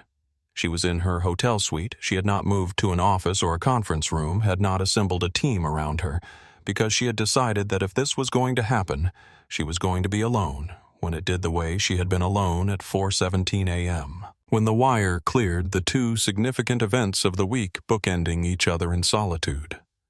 She opened her laptop. The call connected. The faces appeared. 9 of them arranged in the grid. She knew all of them, had known most of them for a decade or more, had hired several of them, had sat through hundreds of hours of meetings with all of them, knew their particular styles and fears and competencies and blind spots the way you know people who have shared consequential work with you for years. They were the board she had built, the brain trust she had assembled, and they were going to do what boards exist to do, which is to protect the institution, when the person at the top of it has introduced a risk that the institution cannot absorb. She knew this. She had designed the governance structure herself. None of them looked at their cameras directly when the call began. There was a round of deliberate paper shuffling, a coffee mug being moved from one side of a desk to the other, a window being looked at as though something interesting was happening outside it. The universal language of people who are about to do something uncomfortable to someone they respect and cannot quite make themselves meet her gaze in the moment before they do it. The board chair, Helena Ferris, who had been practicing corporate law for 30 years before Amara recruited her, and who was the least sentimental person in any room, which was why Amara had wanted her read the motion with the precise flatness of someone doing a difficult job correctly. The motion was for Dr. Amara Osei to take an indefinite leave of absence from her position as Chief Executive Officer of Nexus Capital with Theodore Park to serve as interim CEO with full executive authority, effective immediately upon the passing of the motion. "I want to say something before we vote," Amara said. Helena paused. The 9 faces looked at her, finally directly drawn out of their avoidance by the straightforwardness of the request. "I want you to know that I understand this decision," she said. "I'm not going to fight it. I designed these governance provisions myself, and I designed them precisely for situations where a person's judgment, including my own, needs to be checked by the institution's interests." She paused for a moment. "What happened on that flight was wrong. What I did in response to it was not entirely right, and I have been living with that distinction for the past 3 days. And I will continue to live with it for considerably longer." She looked around at the faces on her screen, the people she had made wealthy, had mentored, had trusted with the decisions that mattered, had built this with. "I'm proud of what we built together. Vote your conscience." The voting began. Helena, then Gerald Park, the other Gerald, her outside counsel, then the 3 independent directors, then the 2 investor representatives. Each square on the screen showed a face finding its resolution, making its peace with the motion, casting the vote that the situation required. No one was cruel about it. No one was performatively reluctant in the way that might have made it harder to bear. They were simply doing what they had been asked to do by the governance structure she had built, and there was a kind of terrible rightness in that, the rightness of a machine functioning exactly as its designer intended. Theodore Park's name was last on the list. He was the last square to move the last face to resolve into the expression of someone who had made a decision. He looked directly into his camera, and she knew because she had worked with him for 12 years, and she knew the geography of his face that he was looking for her eyes through the screen, that he was not avoiding her the way the others had, that he was choosing deliberately to look at her when he did this. He took a breath. "For the good of the company," he said, "and for the people who work here and depend on what we've built together," a pause just brief enough to carry the full weight of what it cost him, "I vote aye." She held his gaze. She gave him the smallest nod she was capable of giving. The nod that meant, "I know. I know why. You were right." And something in his face, some small release of a tension he'd been holding, told her he had received it. Helena read the count. The motion passed. The meeting adjourned. The screen went blank. For a moment, Amara sat in the silence that followed, and then she reached forward and tried to open the Nexus Capital internal drive reflex muscle memory, the action of 15 years of 10,000-hour days. A small box appeared. Access denied. Your credentials have been revoked. Please contact your system administrator. She looked at that message for a moment. Then she closed the laptop. She put on her shoes, picked up her keycard, and walked out of the hotel room and down the hall and into the elevator. And the elevator took her down to the lobby, and the lobby was full of the late morning light and the sound of the city starting its day. And she walked through it and out through the front doors and onto the street where the rain from last night had washed the sky clean, and she stood there for a moment in the particular stillness of someone who has just arrived at the other side of something significant. She had built everything she had from the algorithm she'd written at 26 in a studio apartment in East Baltimore. She had built it with mathematics and strategy, and a refusal to be invisible, and she had, in 3 days of righteous fury and imprecise execution, introduced into it a crack that was going to require a long time and a different kind of work to repair. She stood on the sidewalk in her black blazer in the clear Los Angeles morning, and she thought, now what? And then she started walking. 3 weeks later, in the apartment she had moved into temporarily while her Tribeca place was being sublet, a smaller place, a friend's guest room in Brooklyn, the kind of ordinary apartment that she had not lived in since her mid-20s. She sat at the kitchen table in the morning light with a coffee that she had made in a regular drip coffee maker, not a commercial machine or room service, and she opened a notebook, not the small leather documentation notebook she carried everywhere. A larger one, spiral-bound, the kind she had used in grad school, the kind with enough space to think in rather than just record. She opened it to the first blank page and sat with the blankness for a while, the way you sit with a room you're about to rearrange. Then she wrote down a name, Marcus Webb. Then 3 names beneath it, slightly smaller, Sadie Eli Priya. She wrote down Teresa's name, the junior flight attendant named Danny. 7 other ground crew members from the JFK roster whom she had identified and whose files she had read in the days since the meeting. She wrote all their names down slowly, one by one, and she sat with the list and she let it be what it was, a list of people whose lives she had disrupted in the course of a decision that was not wrong in its core, but had been too wide in its implementation, too indiscriminate in its execution. The kind of decision that happens when you are operating from pain and calling it strategy. She called Theodore. He answered on the second ring, which was its own kind of loyalty. He had been interim CEO for 3 weeks and was managing a company in a recovery from a crisis she had caused, and he still answered her calls on the second ring. "I need Marcus Webb's contact information," she said. A pause. The Australis ground crew worker. Yes. Another pause. Amara, I want to make sure, are you doing this as a legal strategy, or I'm doing it because I should, she said. That's all. He was quiet for a moment. Then I'll send it to you. She called Marcus that afternoon. He didn't pick up the first time, which she had expected.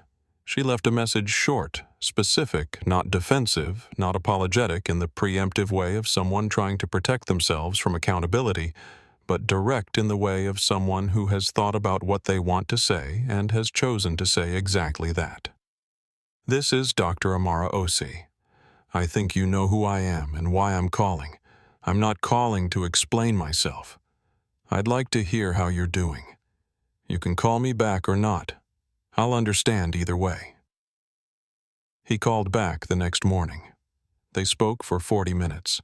She asked questions and she listened to the answers, and when he said things that were uncomfortable to hear, she did not deflect or manage them, just received them because receiving them was the only honest thing available. He was not cruel. He was not looking for an apology. Specifically, he seemed more than anything to be trying to understand the shape of what had happened to him, the way a person fingers the edges of a bruise, not out of masochism, but out of the need to understand where the edges are.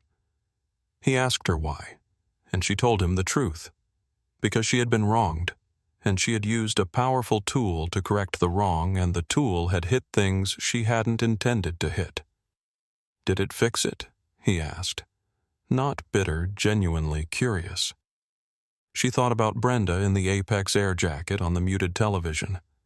She thought about the board meeting at 6 a.m. and the silence after she'd finished reading the list. I don't know yet, she said. I know it changed things. I'm not sure yet whether it changed the right things. He was quiet for a moment. Then my daughter asked me what happened. Sadie. She's 8. She asked why I lost my job. Another pause. I didn't know what to say to her. What did you tell her? I told her that sometimes big things happen far away from where you're standing and they knock you over anyway, and it's not always because of anything you did. And she asked if the person who made the big thing happen was bad. He was quiet again. I told her she was someone who was trying to do something right and did too much of it. Amara held the phone and didn't say anything for a moment. Then, that's more generosity than I deserve. Maybe he said. But that's what I told her. She asked if he would be willing to meet. Not for any particular agenda, not to negotiate, not to manage the situation, just to sit across a table from the person whose name was on the list in her notebook. He said he'd think about it. She said she'd wait.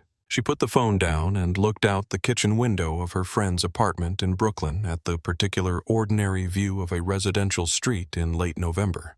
Bare trees, parked cars.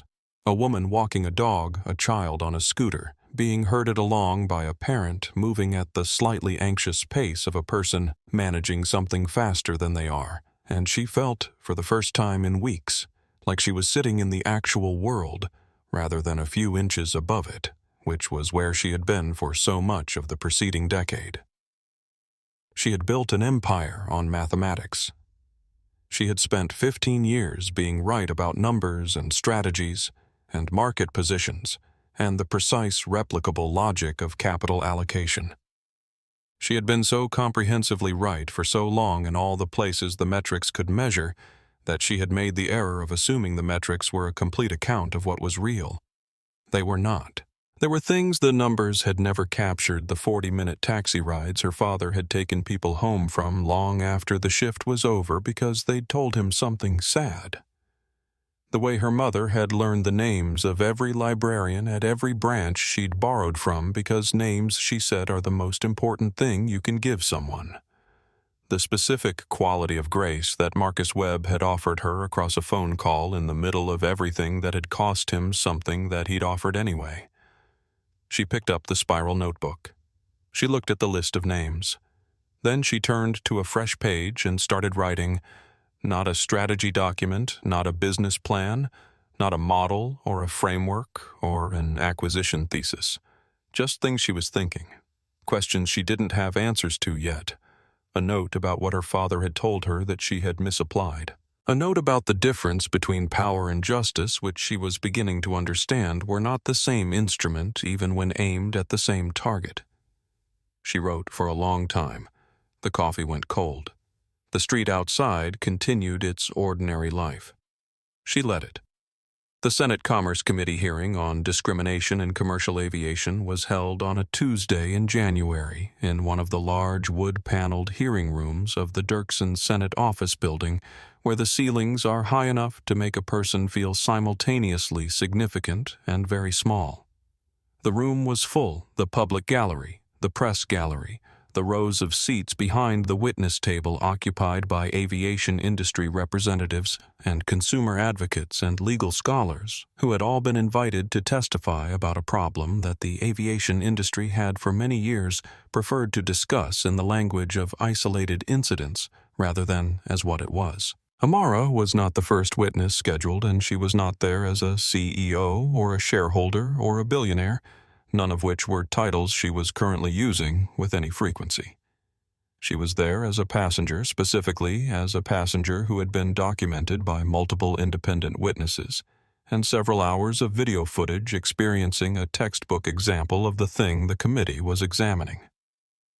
The invitation had come from a senator she had never met on the recommendation of Eleanor Voss, who had submitted a written account of the events of October 14th that was precise and unsparing and had been entered into the congressional record approximately 6 weeks earlier. She was wearing an ivory silk blouse and dark trousers, and she had her notebook on the table in front of her. The small leather one, the same one she'd had on Flight 217, and a glass of water. And she looked out at the committee members with the direct, steady attention of someone who is not nervous but is aware of the gravity of the occasion. She testified for 40 minutes.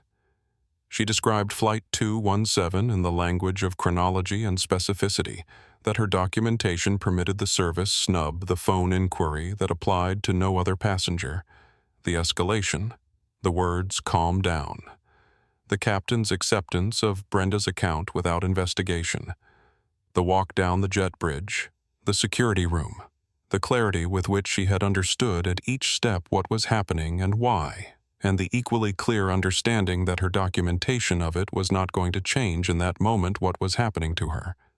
She was direct about what came after. She did not characterize the board decisions she'd made as anything other than what they were, an overreach, a reaction that came from a legitimate source of pain and went too far, that hit people who had nothing to do with the thing she was responding to. She said this clearly and without the particular shame that can make a person over-explain because she had spent enough time with it now to be able to hold it plainly. Senator Raymond Cole, who had the reputation of asking the questions that other senators had decided not to, leaned forward when the formal questions had wound down and said, "Dr. Osei, let me ask you directly, do you regret what happened after the flight?" She looked down at her hands at the gold ring on her right hand, her mother's ring, and then looked up. "I regret the people who were hurt by decisions I made for reasons that had nothing to do with them," she said. "I have spoken personally with several of them. The conversations were among the more important conversations of my adult life." She paused. "I don't regret believing that what happened to me warranted a response proportionate to its source, which was not the behavior of one woman or one captain, but the indifference of a culture that made their behavior ordinary." Another pause, this one longer. "I made the mistake of thinking that power and justice were the same instrument. They're not. I learned that in the hardest way a person learns anything. I'm still learning it." The hearing room was very quiet. In the front row of the press gallery, a journalist was writing something rapidly in her notebook. "What would you want the outcome of this hearing to be?" Senator Cole asked. She thought about that for a moment. "I would want the people who do the work of maintaining fair treatment in these spaces to be supported structurally, not just by individual passengers who have the resources to respond when something goes wrong," she said. "Most people on that plane didn't have what I had. Most people who experience what I experienced don't have a Theodore Park, don't have a shareholder stake in the airline. They just get off the plane with a story that nobody documents, that nobody investigates, that accumulates in the same invisible ledger that has been accumulating for a long time. She looked at the senator directly. The cost of leaving that ledger invisible doesn't disappear. It just gets transferred to the people who can afford it least. The hearing continued for another 2 hours after her testimony. She stayed for all of it. 6 months after the hearing, Amara was in East Baltimore. Specifically, she was in a rented storefront on a commercial block she had played on as a child. She could see from the window the corner where her father had once double-parked his cab to buy her an ice cream from a truck. A moment she could reproduce in perfect sensory detail when she wanted to, that had been converted over the preceding 3 months into a workspace with 12 desks, a large whiteboard, a projector screen, and walls that were currently covered in mathematical notation, and the particular cheerful chaos of children who are learning something they find genuinely interesting.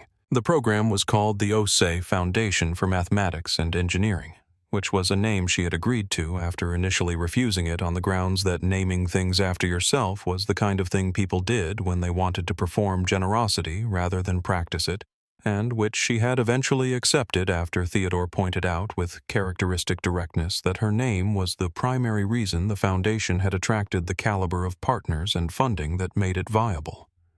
She had decided he was right and moved on. There were 12 students this session, 9 girls, 3 boys ranging from 11 to 15, all from East Baltimore, all from the same kinds of families that had produced her families where capability was abundant and resources were not. Where the gap between what a child could do and what the systems around them would allow them to do was a daily feature of life rather than an exception. She was teaching a Tuesday afternoon session on probability theory, which she had always loved for the particular beauty of its honesty. Probability didn't pretend to know the outcome. It quantified the uncertainty, and she had found over the course of the past year that the quantification of uncertainty was a much more useful thing than she'd previously been willing to admit. She was in the middle of walking through a problem on the whiteboard when a girl in the second row, Amara, had noticed her on the first day for the particular quality of her attention, the way she looked at problems with an assessing calm that reminded her of something raised her hand. "Yes, Kezia. Is it true that you used to be a billionaire?" There was a moment of barely suppressed laughter around the room, the particular laughter of children who are not sure whether their classmate has done something brave or inadvisable. Amara set down her marker. She looked at Kezia for a moment, this 12-year-old, who was looking back at her with the absolute directness of someone who has asked a genuine question and expects a genuine answer. "Used to be is a little complicated," she said. "The financial situation is currently in what I would describe as a period of reconfiguration." She picked her marker back up. "Which means it's a good time to make sure the things you build next are built on better foundations than the things you built first." She turned back to the whiteboard. "Which is also true of probability models. Let's talk about what you do when your initial conditions were wrong." After the session ended and the students had filtered out into the November afternoon, chattering and arguing about the problem set she'd assigned, she sat alone for a moment in the quiet of the room, in the smell of whiteboard markers and the particular quality of afternoon light through those windows, and she felt something she had not felt in a boardroom in a very long time, possibly ever. Not the satisfaction of a deal completed or a competitor outmaneuvered, or a number that had come in better than projected, but something older and less transactional, the simple weight of being in the right place, doing the right work. Her phone buzzed. Theodore Board called. "They want to discuss your return. No timeline pressure. When you're ready." She read the message. She put her phone face down on the desk. She looked at the whiteboard, at the equation still visible from the session at the margins, where Kezia had started writing her own notation in a hand that was still developing its confidence but was already unmistakably precise. She would call Theodore back. Later this week, maybe next. She was not in a hurry, which was itself a new thing, and she was learning to be in it without anxiety, which was an even newer thing. For now, she picked up an eraser and began cleaning the board for the next session. On a Wednesday morning in December, Dr. Amara Osei walked through the domestic terminal of Baltimore-Washington International Airport, wearing a charcoal gray tracksuit, clean Nikes, and her old leather carry-on over one shoulder on her way to a 9 a.m. flight to Boston, where she had a meeting with a foundation partner and afterward dinner with Eleanor Voss, who had become, in the months since October, one of the more unexpected and valuable friendships of her adult life. She reached the gate early. She was always early. That had not changed, and she was looking at the departure board and thinking about the probability problem she'd left half-finished on the whiteboard when the gate agent behind the counter looked up and said, "Excuse me, Dr. Osei?" She turned. The agent was young, mid-20s, dark-skinned, her natural hair pinned back beneath the airline cap, her uniform precisely correct in all its details, the uniform of someone who takes pride in the work. She was looking at Amara with the expression of someone who is about to say something they have been deciding whether to say. "I'm sorry to stop you," she said. I wanted to tell you something." A brief pause. The pause of someone gathering their nerve. "I told my daughter about you. Not about the airline thing or the stock thing or any of that. I told her about your testimony, about what you said about the ledger." She looked down briefly, then back up. "She's 9. She wants to study math now." She said a small, slightly surprised laugh. She said she wants to be someone who counts the things that other people don't count. Amara stood very still for a moment.